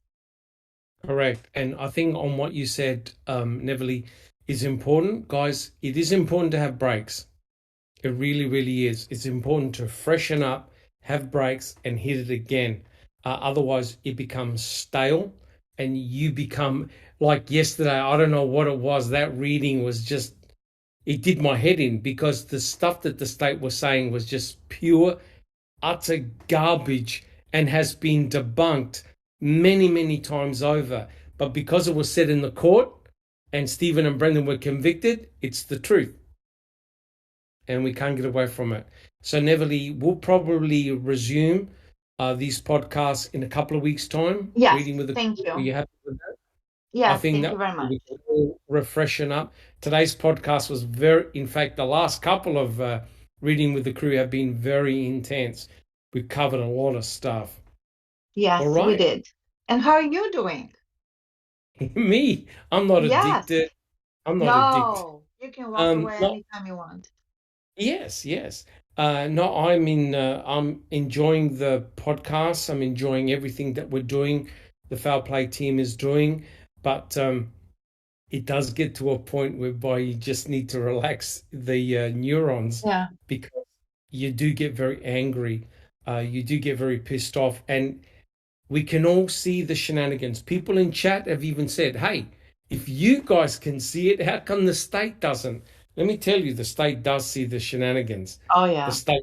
The state don't want you to look there. That's the problem. But as long as we continue and other YouTubers continue putting the information out there, I think we'll get there. Yes. Fantastic. Thank you so much, Neverly. And again, thank you so much, guys. It's been fantastic. We'll continue reading with the crew in a couple of weeks' time. Over to you, Jack61. Hey, with that said, this has been a Foul Play production.